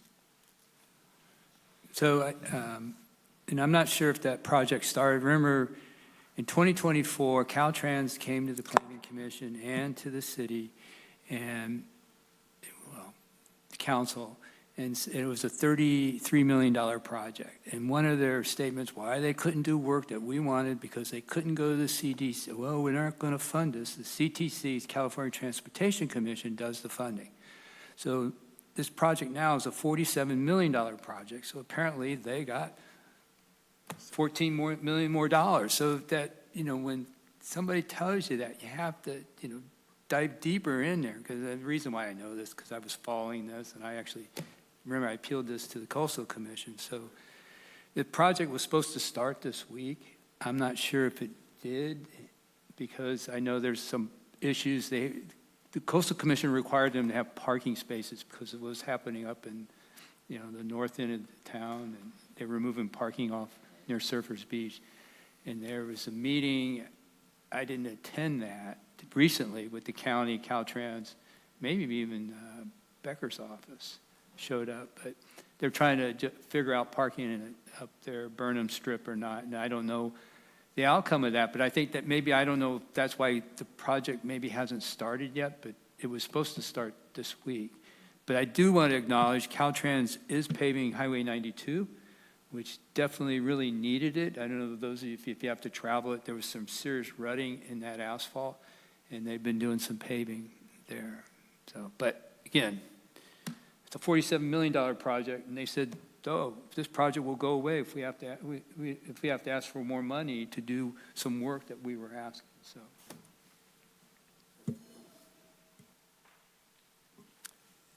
It would be nice to have another meeting with a Caltrans representative again at some point. We mentioned that, right? Just to see what's really going on. So, yeah. Thank you. Any other city council reports? You have to get Caltrans to answer the phone. Yeah. Any other city council reports? To the mayor, I think it's just something that I want to bring up. I got a phone call from Julie Shankman, who's very active in the Big Wave. I'm sure you guys know about that. And she really expressed to me that she would really like for us as the council to go to one of the events and just become more involved, because they are part of our, it's Half Moon Bay, and they are going to supply, we're going to offer hundreds of jobs, is what she's saying, and she'd want us to actually look at the facility and tour the facility. So I told her to be more active and let us know when it comes around so that we can, because I've been going, but that's because I've been going. And I told her I haven't really seen anything on my agenda, so she's going to bring that forward. So she'd really like us to go as a group, and when they have a grand opening that's going to be coming. The other thing I want to point out is there's a Kirk Reamer and Dave Shore have been pushing hard on a pool at the high school, and I think they got a bond, and Matthew can give more details. I don't have my papers because it's in 700 other of the papers. I lost it. But they are proposing, if I'm not mistaken, Matthew, you can correct me, I was $13 million to redo the old pools and $29 to build new pools, and they were pushing more towards the rebuild.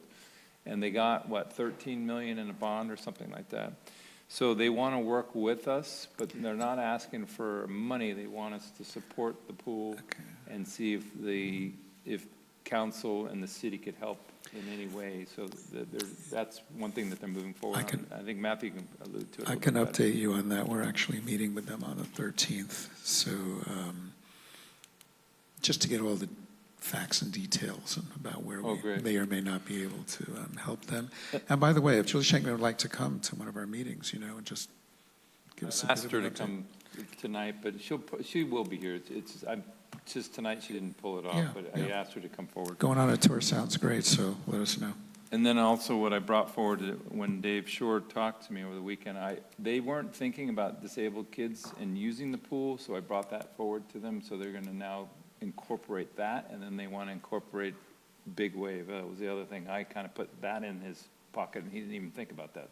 So now he's talking with Julie Shankman now on how they can work together with Big Wave.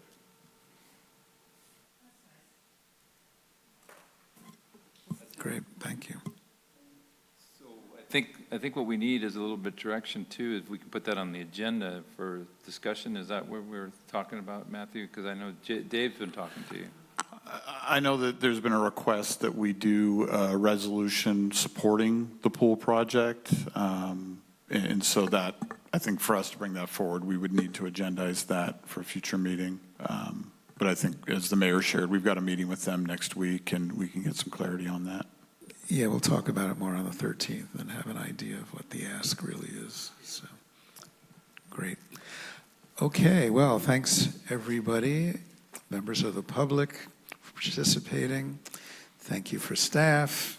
Thank you to fellow council members. This meeting is now adjourned. Have a good evening.